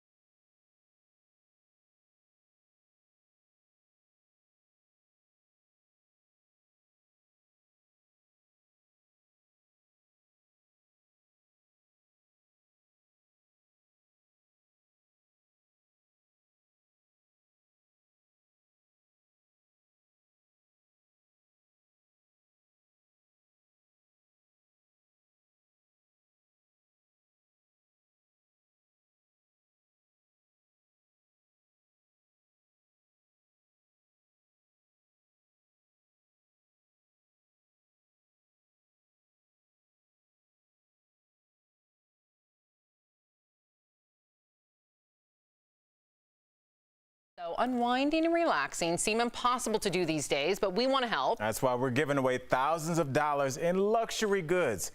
Here's our Stephanie Jones with details on our Daytime Emmys gift bag giveaway. I'm so excited because right now I've got the official gift bag for the Daytime Emmy Awards. All of these fabulous luxury products that you see were this year's party favors given to Hollywood stars and guests. Altogether, it's worth more than $5,000, and there's someone watching right now who will be taking this lot off my hands. I wish I had enough time to show you every single amazing product, but I can give you a quick taste, like you have to see this cordless hair dryer. That's right, I said it is cordless, so getting ready is no longer a hassle. Now that you can move about while drying your hair, I mean, seriously, just imagine the freedom. Amazing. Now, speaking of getting ready, maybe your brows need a little bit of TLC. I mean, it's okay to admit it's been quite the year. Well, this Hollywood brow kit is here to help. You don't have to be afraid of doing Zoom meetings anymore now that you can whip your brows back into shape with the Bombshell Brow Kit. Enough about going out. Let's talk about staying at home in luxury. Being stuck at home is always better in a bathrobe, and even better when the robe is 5-star resort quality. Forget about the sweats, it is time to upgrade. And to complete your ultimate lounge day, look at this, 100% silk eye masks and pillowcases. You'll just be so comfortable, you might just sleep through the rest of 2020. Lucky you. And there's something else to make your sleep that much more relaxing, a Young Living essential oil diffuser, and it even includes a set of essential oils too. And that is just the tip of the iceberg. I didn't even get to the headphones, designer face masks, delicious vegan snacks, and well, also my favorite, the vlogging kit. We're talking a ring light, microphone stand, smartphone stand. I mean, this is gonna make online meetings a breeze. I want all of this and so much more to be yours. So here is what you've got to do. Send a video to us on social media or at info@Daily Blast Live and tell us about your quarantine. How has your life changed? Have you got any new hobbies, or are there any plans that you had to cancel this year? And what are you looking forward to most once the pandemic is over? On Friday, September the 25th, DBL will randomly be selecting one viewer to be the new owner of the official Daytime Emmys gift bag. So, what are you waiting for? That's it for now. I'll be back when we have a winner, and back to you guys. Wow. No, I'm getting that bag, Sam. I'm sorry to our viewers. You can't. Albert Jackson. I got first dibs. I'm going to tackle it. Albert, you can't just go backstage and snag that bag. It's going to one of our and I'm just viewers. going to drive. I'm just going to hit the highway. What? Well, we'll know where to find you. I know exactly where you live, buddy. Don't worry. What would you want from the that vlogging bag? Kit. That ring light is everything. For if you're applying for jobs, you need one. Oh my gosh. Everything's I want on Stephanie's the computer dress. now. Is that going to be in the bag too? Coming up on DBL, Ghost caught on camera at one of the most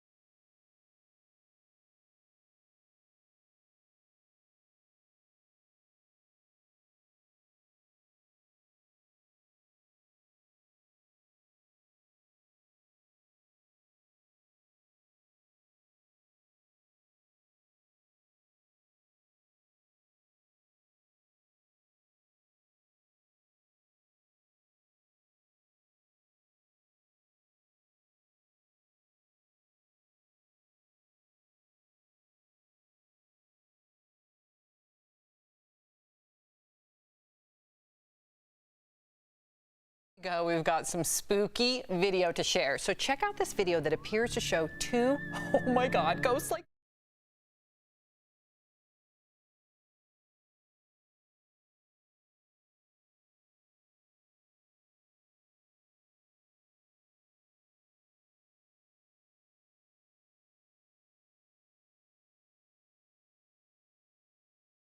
There's just a lot of paranormal activity there.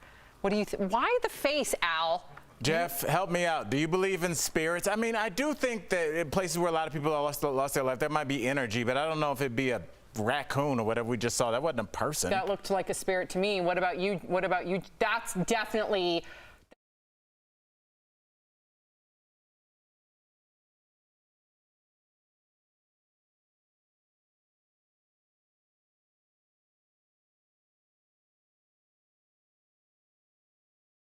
We'll see you tomorrow, same time, same place. Bye, guys.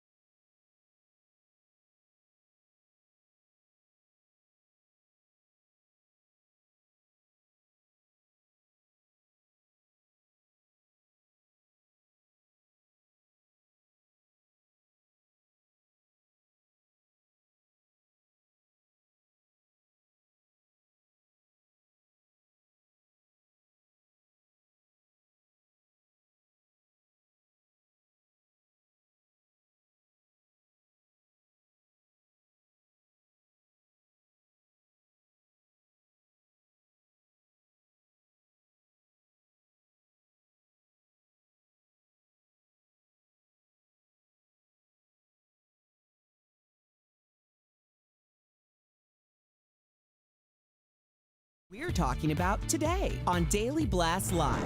Wildfires continue to rage on the West Coast, while false rumors about how they started are spreading online. The plea from police officers today to put a stop to the misinformation. The NFL takes a stand on social justice, but some are saying it's too late. Do you agree with the organization's new movement, or is it just all politics? Chris Evans accidentally shares an explicit photo, and fans quickly come to his defense. Would the situation be different if this was a woman who leaked the pic? And Patti LaBelle and Gladys Knight go head-to-head in a battle of the soul legends. The surprise guest that had Twitter screaming, "That's what friends are for." Real, honest, entertaining, live. DBL starts right now. 3, 2. Thank you, Chris. Welcome to DBL. It is Monday, September 14th. I'm Sam here with Al. Jeff joining us from home. Big day for us today here at DBL. I'm wearing my party dress, my confetti dress. Very appropriate because what's today, Al? It is the start of year 4 for us. Yes. Big news. What's up, Jeff? Wow, How you some feeling? whistles. There's only a couple people here in the studio because of the pandemic, but we did get some whistles, a few claps, and yes, we are kicking off our 4th year on the air. We can't believe it. In fact, take a look at this. That's our very first show. 4 years ago. Look at that little desk. Don't I look like a life coach in that? Oh my gosh. Yes, you do. You definitely do. And before we get to today's topics, I do want to take a minute to talk to all the viewers who are joining us for the first time today, so we just added several new cities. So this show is exactly the way that we tout it. We are honest. We are real. We're always going to tell you what we really think, even if you disagree with us. In fact, Al, we welcome the disagreement because we read your comments and we learn with you. In fact, I learn from our viewers. Right. I think anybody that's watched the show for any amount of time knows that we will admit when we are wrong. Well, you know, I hadn't thought about it like that. I'll take something somebody said and I'll play with it overnight and then come back with it. Like, I love to hear what our viewers say because we are all kind of just like one collective conscience. So we appreciate y'all. Yep, we get uncomfortable too, but we know how to have fun. So don't you worry about that. We also want to take note. Just look, if we could have a widescreen. In our studio right now, it's just 2 hosts, so it's just Al and I. But there's usually 4 hosts at the table. And again, because of the pandemic, we don't have 4 hosts right now, but they will be back at the desk, hopefully sooner than later. Fingers crossed. But welcome to the DBL family. Write us in using the hashtag DBLTake. Go to our Facebook, our YouTube. I'm always reading your comments, and we want to hear from you. Okay, so we are continuing to follow the wildfires raging across the West. There are more than 100 major wildfires spread across 12 western states. 35 people have died, and that number is expected to grow. Check out this terrifying viral video of a fire NATO. Look at that. That's in California, posted just a few days ago. Now, the wildfires are also making it hard for people to breathe. The air quality was so bad yesterday in Portland, it was literally off the chart, with people being warned to stay indoors. Now, in the midst of all of this, there's now a new threat, as officials warn folks about. Misinformation. False rumors began to circulate online last week that activists like far-left Antifa groups or far-right Proud Boys were responsible for setting those fires. Well, it seemed to begin after this post by Portland police warning protesters about the threat fires posed. Well, now several local agencies, including this sheriff's department in Oregon, are telling people to stop spreading rumors. Give us a quick button on this, Al. Why is this misinformation so troublesome to you? Sam, Jeff, I think everybody wants to feel like they're involved. Everybody wants to feel like they're more in the know than everybody else. And guess what, guys? Whether you are or whether you aren't, it's not helping. Right now, people's lives are on the line. I've read several times that we need to be prepared as a culture for a mass fatality event. There's a lot of people missing. There's going to be a lot of hurting families, and spreading rumors and hearsay is just not the time. Please, if you want to help, but this is not doing it right now. And if you don't want to help, just do like everybody else and get out of the way and let the firefighters and the police do their job. All right. Thank you, Al. And Jeff, okay, we're going to get your take on this. A lot of people are reacting to the NFL's push for social justice. So yesterday, teams across the league devoted time to social justice issues, with players kneeling, locking arms, raising fists. End zones had "End Racism" written across it. Some players even wore clothes with the names of police brutality victims. But some fans reacted with anger on social media. One person tweeted, "NFL is a total bleep show with their crossing over into politics and social justice. Nobody wants to see that bleep." Another tweeted, "End racism is written at an NFL end zone. Is this the scenario where a racist sees that and addresses his issues? That's just the laziest performative bull bleep." So DBL Nation, we always want to hear from you. We want to know what you think. Write us in. Do you like the NFL's social justice messaging, or do you think it's too politicized? So you can weigh in right now. We're going to look at the votes as we discuss, and then we'll reveal the vote at the end. Jeff, you know, to our new viewers out there, you played college football. You love football. Do you think that it's become too politicized? Where do you land on this? No.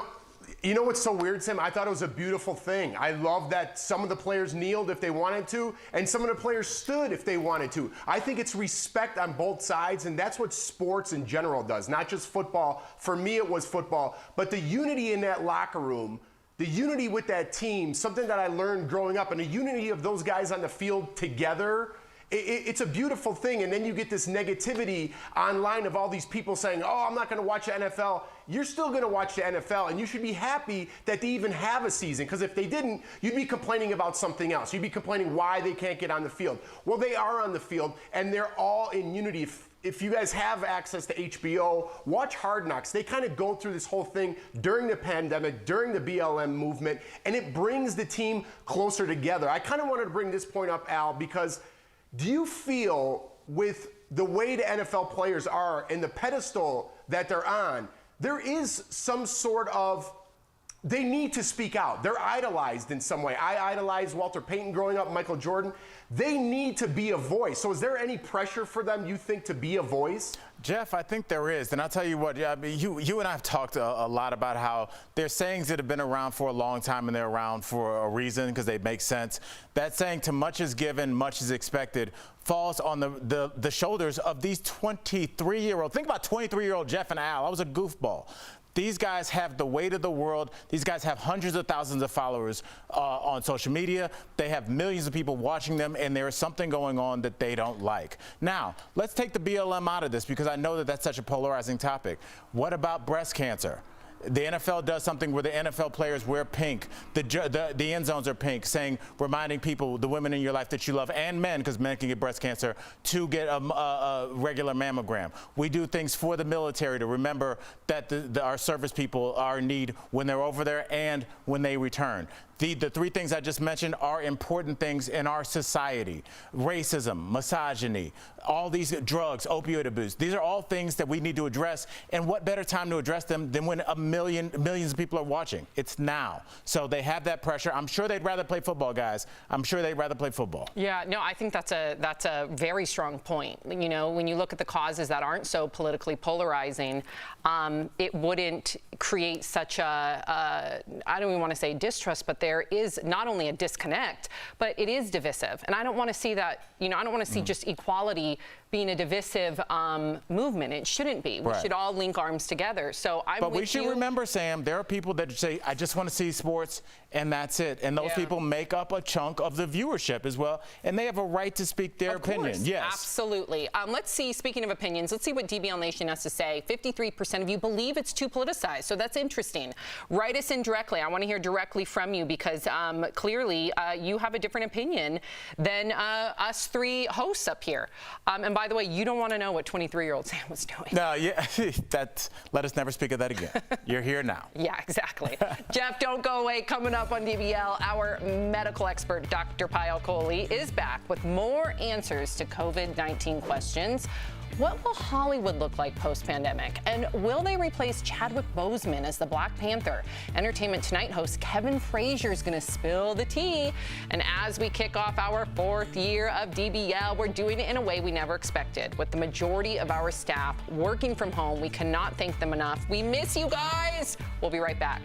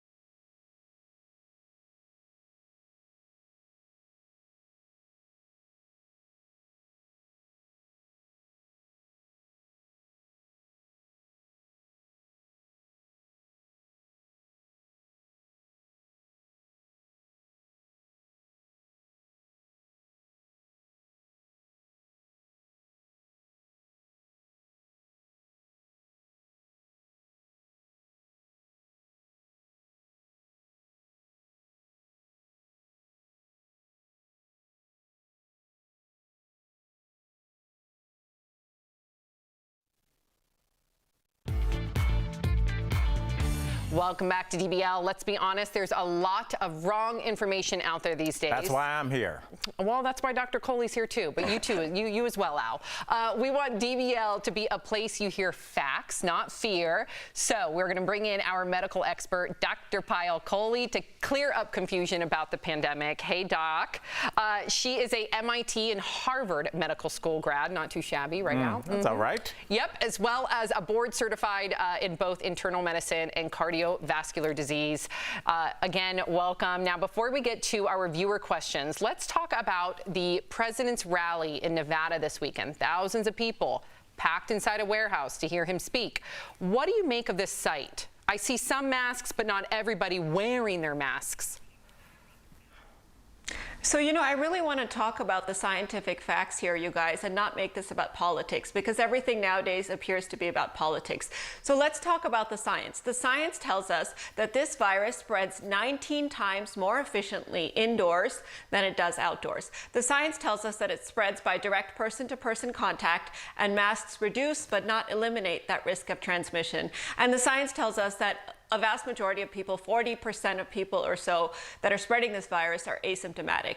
So you put all that together, you've got a perfect recipe here at this kind of a rally for an outbreak. And it's not just an outbreak, but potential to become a super spreader event where these people are not just putting themselves at risk, but also taking the virus back to their communities. So I have to say, based on the science, having an event like this in a climate like we're in is dangerous, and it's highly irresponsible and reckless.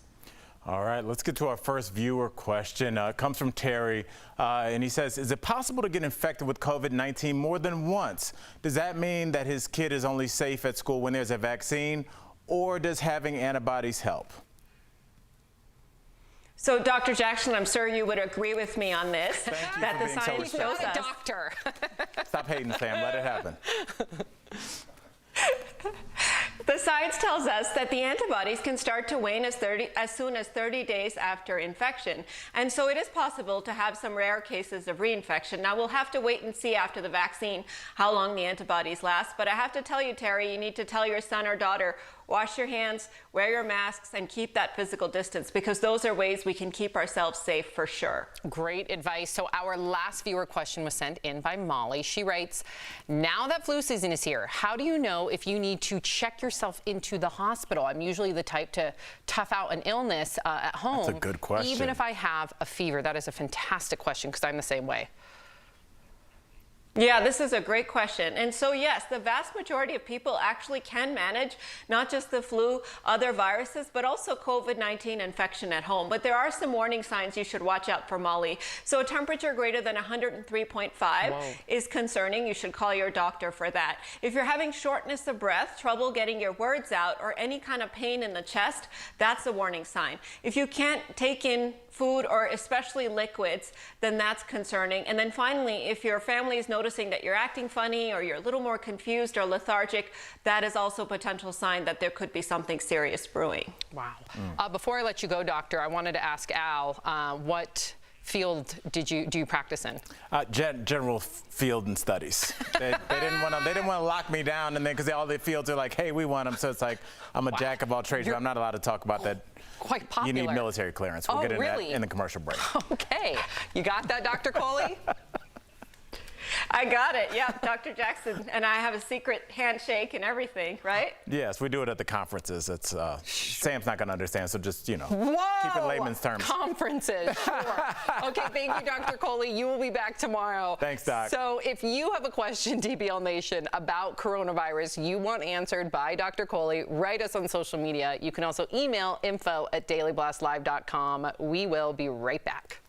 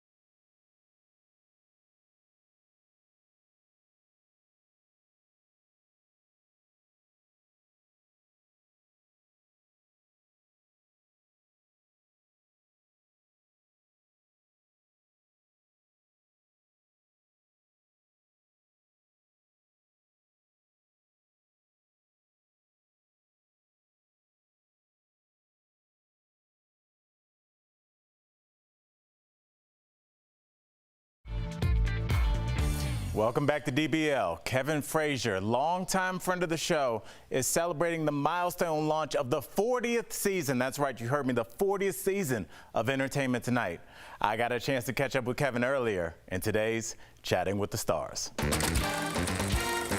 Kevin Frazier, welcome back to DBL. Now, Kev, let's be honest, it's been a crazy couple months. Just let us know, just what have you been up to since the last time we saw you? I've been home. And I have been at home shooting the show. We have a amazing studio crew and, hair, makeup, wardrobe, everything. To me, trying to dodge my children. And at first, my kids had so much reverence for me, but then it turned around and they were just like, this dude's shooting again. Yeah. Can he hurry up and get through this show? They don't care about adult stuff. Right, Kids just don't care. They're like, look, yeah, you're on the TV. Could you turn to SpongeBob, please? Exactly. He's way more important than you. This pandemic will do that to everybody. And, obviously the pandemic has been good and kind of shown us funny things, but it's also made us deal with horrible situations like the George Floyd situation and be at home and kind of all experience it together. You went to his memorial. Can you tell us what it was like to be there? Yeah. It was an amazing moment in time because it was one of the first times where I've ever seen a city stop and so many young people, some black, most white, who were there to support this change, this cause, and they understood it and they came to listen and they wanted to hear and understand how they could play a part in changing the world and making it a more fair and equitable place. Seeing the stars there, Kevin Hart, Tyrese, Ludacris, Will Packer, but it was bigger than the pandemic. This was a moment. Interesting year, to say the least. We've asked our viewers this question, so Kevin, I have to ask you too. Should the late, great Chadwick Bozeman be replaced as Black Panther, or should the franchise end where it is now? I don't think the franchise should end. I think that if you follow the storyline forward in a creative way and Letitia Wright becomes the Black Panther as she did in the comics, it works, but I don't think you replace Chadwick. You figure out a way to honor him and fit his passing into the storyline. If you remember, with Fast and Furious, they figured out a way to move forward after Paul Walker passed away. Hollywood has obviously taken a pandemic, but some productions are still underway, even blockbusters like Jurassic World Dominion. So what do you think post-COVID Hollywood could look like? Will it look like you still in your house? We were invited to a set in Puerto Rico, but we were like, we're not going. I have a very good friend starting a movie today in Toronto. He had to fly up to Canada and quarantine for 2 weeks in a hotel room. They track you by your phone. There's no hanging out. There's no going out. You're eating room service, and if you walk out, you start your 2 weeks again, over again. The process will be longer. Movie making will get harder, but we need movies coming through the pipeline right now. We're running dry. We're running out of content.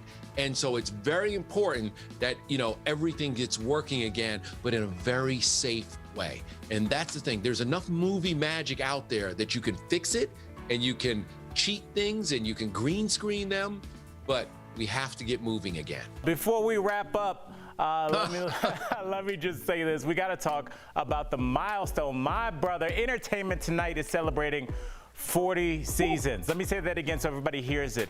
40 seasons. How are you feeling right now?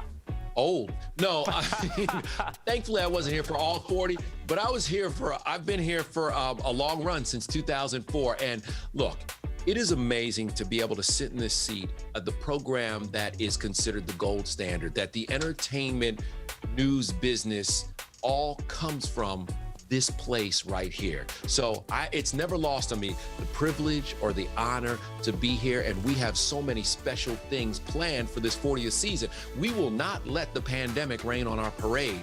Big interviews, big stars, and lots of big exclusives. Kevin, I don't know how this is going to hit you, but look, you've been an inspiration in my career. I consider you one of the all-time greats already. You do your job with dignity and class, and you're hilarious. I just want to thank you on behalf of everybody. Thank you for being in our living rooms all these years, and it will continue because I want you guys to all remember not to miss Kevin on Entertainment Tonight. Kevin, thanks so much for chatting, and we'll see you guys real soon. We'll be right back.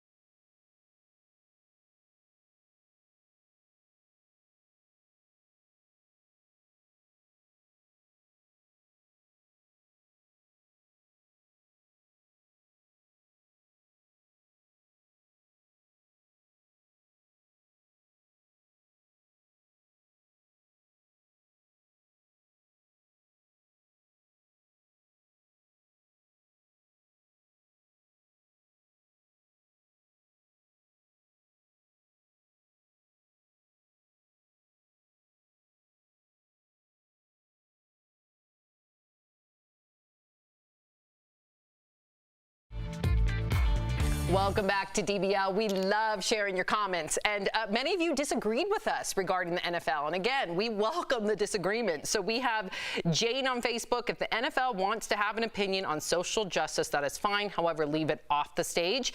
And Palmer on Facebook says, one of my ways to escape politics is to watch sports. No need to mix the two. Let us escape. And then Laura on Facebook writes, I love this show. Just started watching a few months ago. You all are honest, and I love that. She was talking mostly about me. Oh, gosh, Dr. Al over here. If you're sticking around, here's what's coming up on DBL. Avengers star Chris Evans accidentally leaks a naughty photo on social media. And backlash grows against a Netflix movie many are calling child pornography. DBL's new every day. We'll be right back.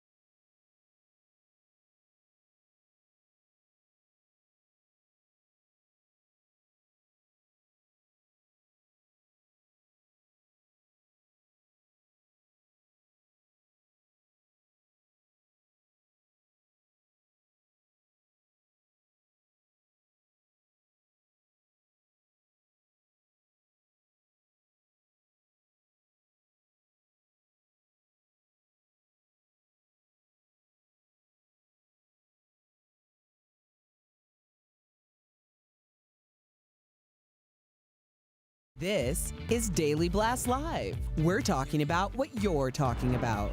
Real, honest, entertaining, live. DBL starts right now. 3, 2. Welcome to DBL. I'm Sam here with Al. Jeff joining us from home. Oh, yeah. So, as you may have heard, because some of you are already writing in, don't worry, we're covering it. Chris Evans accidentally shared a nude photo on Instagram over the weekend. The Captain America actor posted a video of some friends playing a game, which ended with a shot of his camera roll. That included a nude picture. Yeah, the video was quickly deleted. Chris's brother made fun of the mishap, tweeting, "Was off social media for the day yesterday, so what I'd miss." Some fans were sympathetic, posting pics of Chris and his dog rather than sharing a screenshot of the image. But actress Kat Dennings tweeted, "The public respect for Chris Evans' privacy and feelings is wonderful. Wouldn't it be nice if it extended to women when this kind of thing happens?" So, Al, do you think that this is a double standard? Yeah, it was a double standard I didn't even recognize. I mean, this is just an embarrassing thing, and I think a lot of people kind of empathize with Chris Evans because, you know, we all have social media and we all have these devices, but we don't know exactly what they do. Like, I have a friend of mine who's happily married and sent some photos to his wife, and she sent some back, and they didn't realize that they go to the family iPad that their kids use because they're on the family iCloud sharing plan. So the iCloud goes to all the computers? Yes, unless you disable that. And see, your confusion was their confusion, which was my confusion. So we have this technology, and we don't really understand. So I think a lot of us saw a little bit of us in Chris Evans. Or a lot of us. Jeff, well, first of all, I want your thoughts, Jeff. And second, did you know, I thought the cloud, I get it. It stores things. It's somewhere up there, whatever. But I didn't realize that it automatically goes to everyone's devices in the household. The photos rain back down. I didn't understand that it rained back down, Jeff. Yeah. If you have Apple everything, it goes to all your Apple devices, right? So if your kid has a little Apple iPad or you have an Apple like desktop, it's going to go on there unless you shut it off. So that's a good one, Al, to keep an eye on. But my question is, why do you have these pictures on your phone in the first place? We know what day and age we live in. We know having naked pictures of you, especially if you're a superstar like Chris Evans. Why are these on your phone? I don't understand it. Yeah, but listen, I fully understand where you're coming from because, yeah, you do want to be super cautious. And in this day and age, you should be super cautious. And I'm going to teach my children just that. However, listen, this happened to Kat Dennings, right? Kat Dennings was in a long-term relationship. She's the one that commented about the double standard. And then that whole hack happened. Do you remember that? Like a handful of years ago. And everybody blasted out her photo. Nobody was being sympathetic to her. Nobody was trying to like block the screenshots by posting pictures of her and her dog. So I agree with you with the double standard. But I think the conversation should be how do we prevent these hackers rather than don't post a photo. Well, I think, look, and we're starting year 4. Jeff, let me defend you really quickly. We're starting year 4. Surprise, and surprise. So I'm sure a lot of viewers are like, okay, Jeff, I'm sure. I remember arguing with Jeff in season 1 about this because I was like, no, take the photos, keep it spicy if you're in a long distance relationship. And Jeff was like, no, because once they get out, it's out of your control. And we have covered stories where people have been unfortunately a victim of revenge porn or something like this, and it does come once you take that photo and put it. But then you're blaming the victim. I get it. Like I'm not going to put my purse in the front seat for everybody to see because then they're going to break my window and grab my purse. Right. Or at least it makes it more tempting. So I understand it. Believe me, I do. But I don't want the main narrative to be blaming the victim. No, you can victimize yourself like Chris Evans did. He's the one that victimized himself. I mean, it can be a mistake or on purpose, but either way, they're out there. Yeah, good point. I like the conversation. I love it that in 2020. No, I just love that in 2020, me saying don't take naked photos of yourself needs a defense. That's great. It's Fair pretty enough, common. Jeff, fair enough. Okay, so in another epic showdown, Patti LaBelle and Gladys Knight went head-to-head in a versus battle online. In the 3-hour duel, Patti and Gladys traded off performing their hits like Midnight Train to Georgia, If You Ask Me To, and Lady Marmalade. And at one point, Patti hit the high note singing, oh my God, that gives me chills, singing Over the Rainbow, kicked off her shoes, of course, one of her signature moves in concerts. But the big surprise, you guys, Dionne Warwick joined the ladies at the end. Watch. Good times and bad times, I'll be on your side forever. That's what friends are for, that's the truth. Ooh, Jeff, I was jamming out over here. What the viewers didn't see and what Jeff didn't see was Salty Al was giving a grimace. Own it. No, look, there was a moment where I feel like that it was a little pitchy, but I have an overall compliment. You know, don't frame me. First of all, Dionne Warwick's from Cleveland, so I'm not even gonna hate. But I'm just saying there was a weird moment that something wasn't You're going to focus on that one No, I was going to focus on the good. And this is what I was going to say about that versus battle, Sam and Jeff. A lot of times rappers, this started with rappers, where they just kind of play their own songs and bop their head. This is the first verses I've seen where they sang live. This is the first one ever. So they deserve all the props for that because no one's done that. That's true. And Jeff, if you could pick any 2 artists to be the next 2 artists to go head-to-head, who would you pick? I don't know. You got to prep me on these. Pick 2 artists to go head-to-head. Yes, just come on. Just wing it. Wing it. Justin Bieber and Jason Mraz. Ooh, that's actually really good. Yeah. Really, really good. What about you? See, I'm thinking it's the first 2 artists. I'm going to steal from Jeff and just think, I think the Backstreet Boys versus, who's the other one? NSYNC? NSYNC, Battle of the Boys. Yes, because they have 2 rabid fan bases. They were kind of around the same time, and they have the same genre. Ooh. So I think, Jeff, who would you take in that versus battle? NSYNC versus Backstreet Boys. Backstreet Boys. I'm a little biased here because I'm buddies with Lance Bass, so I got to go in sync with this one. Okay. Yeah. All right. Sam, do you know who has more hits? I don't know. I'm not. Yeah. Let me check my Rolodex. I thought you. Excuse me. Boy band facts in my I didn't bring up 2 obscure road bands from the 80s. Oh these are. I thought you were a fan. I forgot you're a grunge girl. Yeah, I'm more grunge, metal, punk, but yeah, let me check that for you. Boop, boop, boop, boop, boop, and let me give you the facts. You also have a phone there, too, so you could... Okay, let me waste time by Googling that. Good TV. You're looking up stuff on Google. Some politicians, well, are weighing in over a controversial French film on Netflix. Cuties tells the story of an 11-year-old girl who rebels against her parents and joins a free-spirited dance crew. But the film has been under fire over claims it over-sexualizes young girls.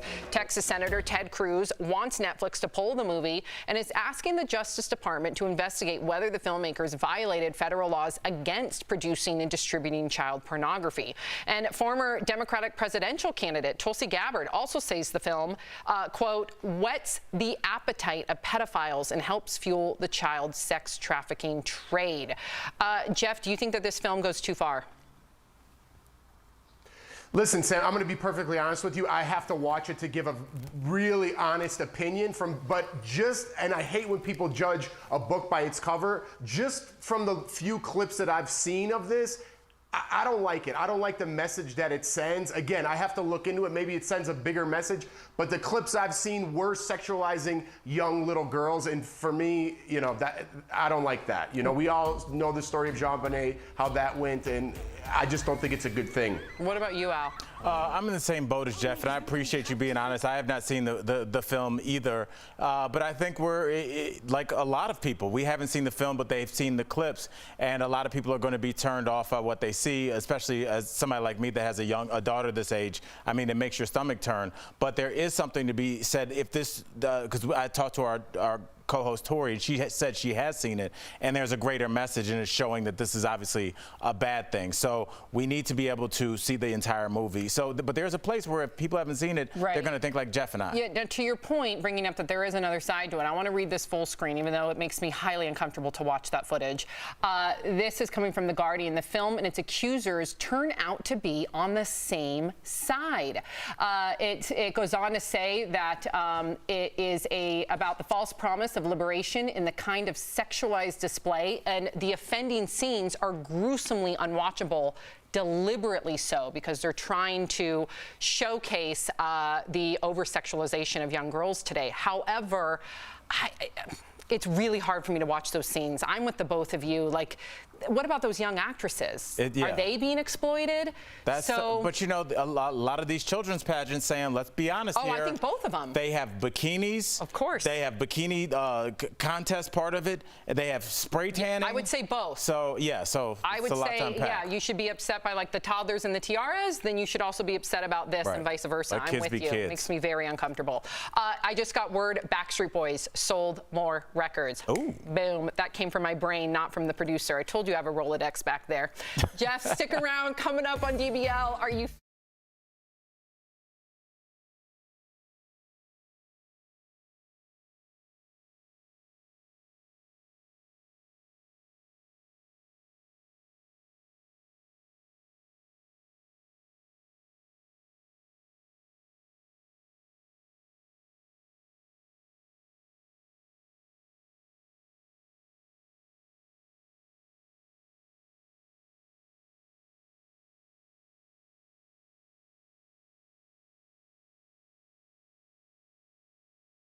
Asked, is it real? I've been told there is too much. I've been told it blocks people's view. It's the new campaign to end the age-old problem of hair discrimination. Tomorrow on DBL. My shift is done, but not my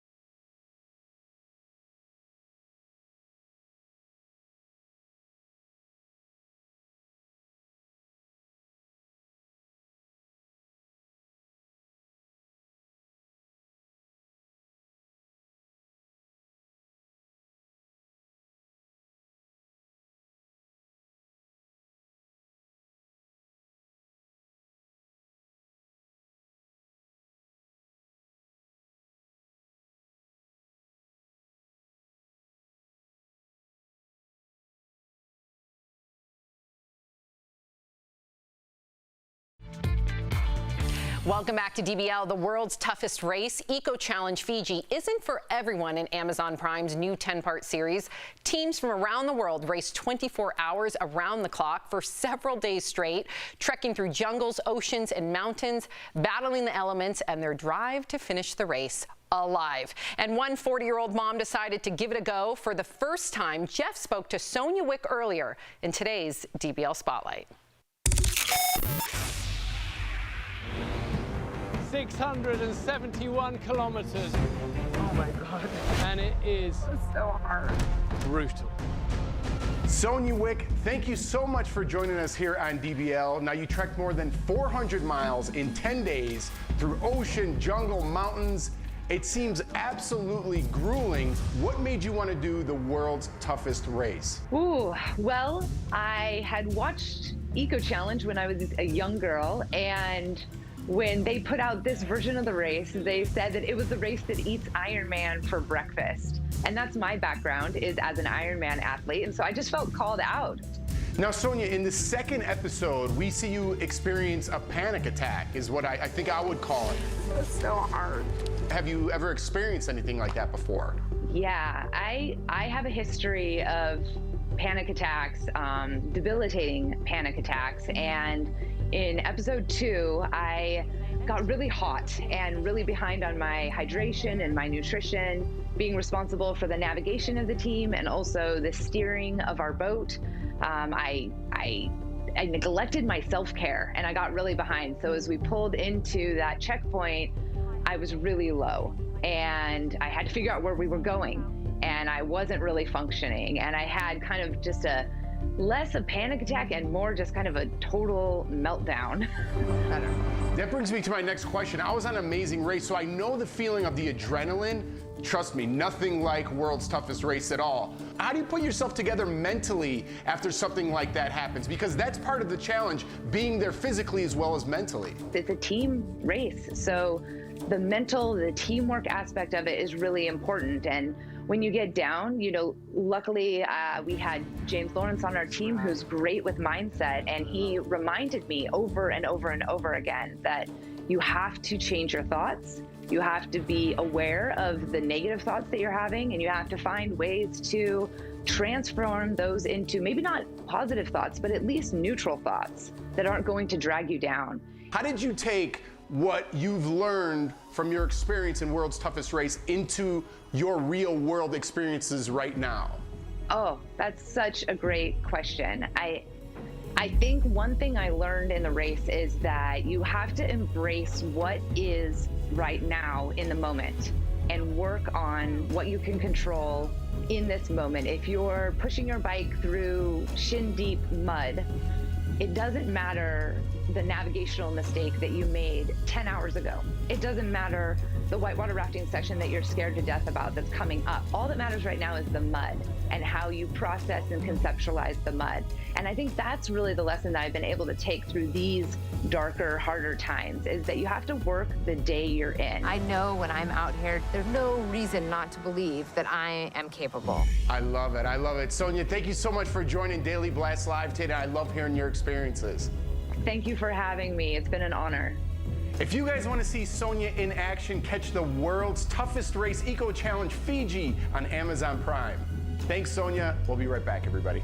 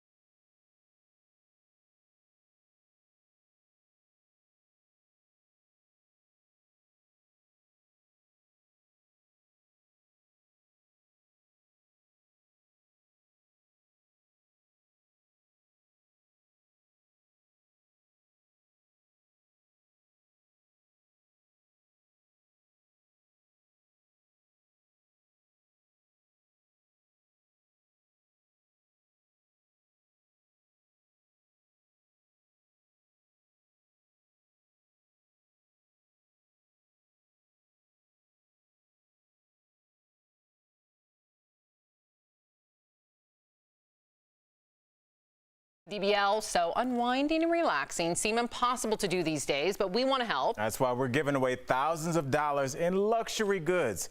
Here's our Stephanie Jones with details on our Daytime Emmys gift bag giveaway.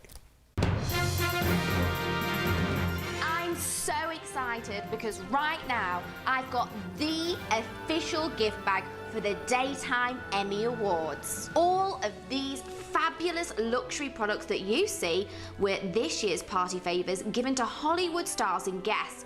Altogether, it's worth more than $5,000, and there's someone watching right now who will be taking this lot off my hands. I wish I had enough time to show you every single amazing product, but I can give you a quick taste, like you have to see this cordless hairdryer. That's right, I said it is cordless, so getting ready is no longer a hassle.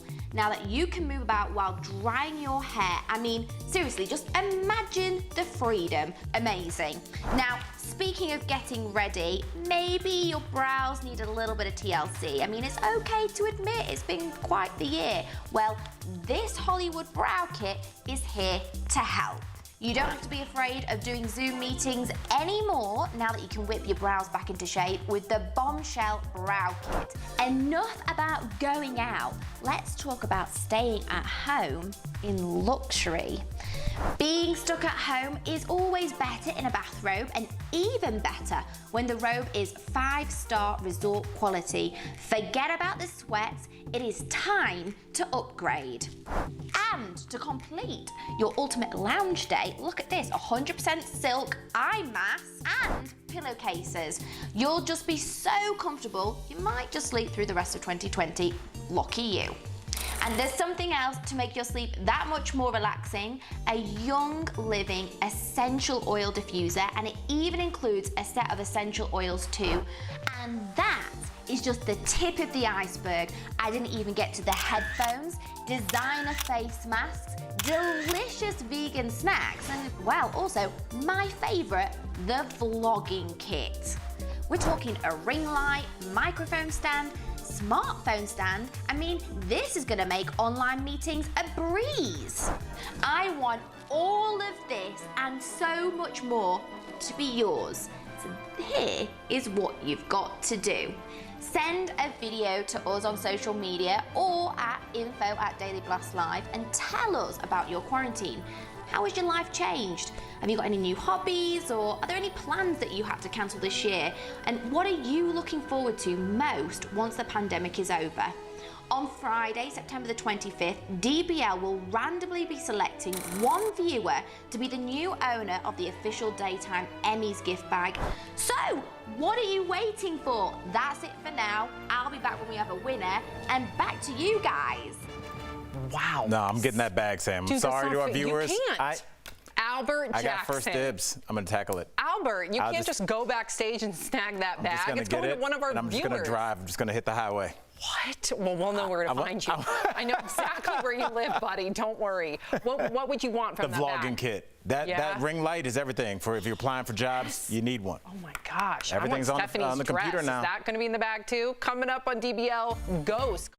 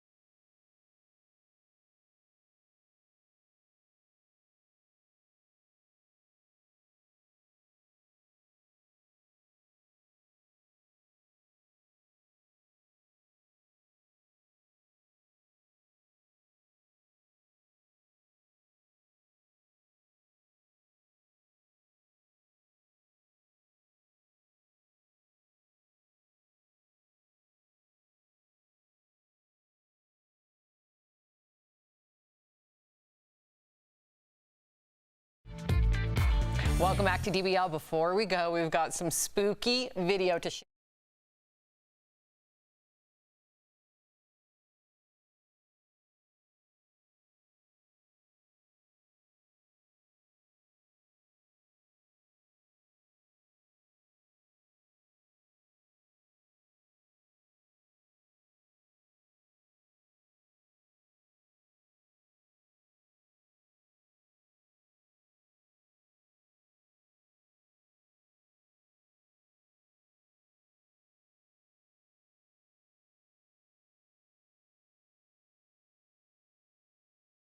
That looked like a spirit to me. What about you? What about you? That's somebody's running. Jeff, I see legs. I see skinny legs. Jeff?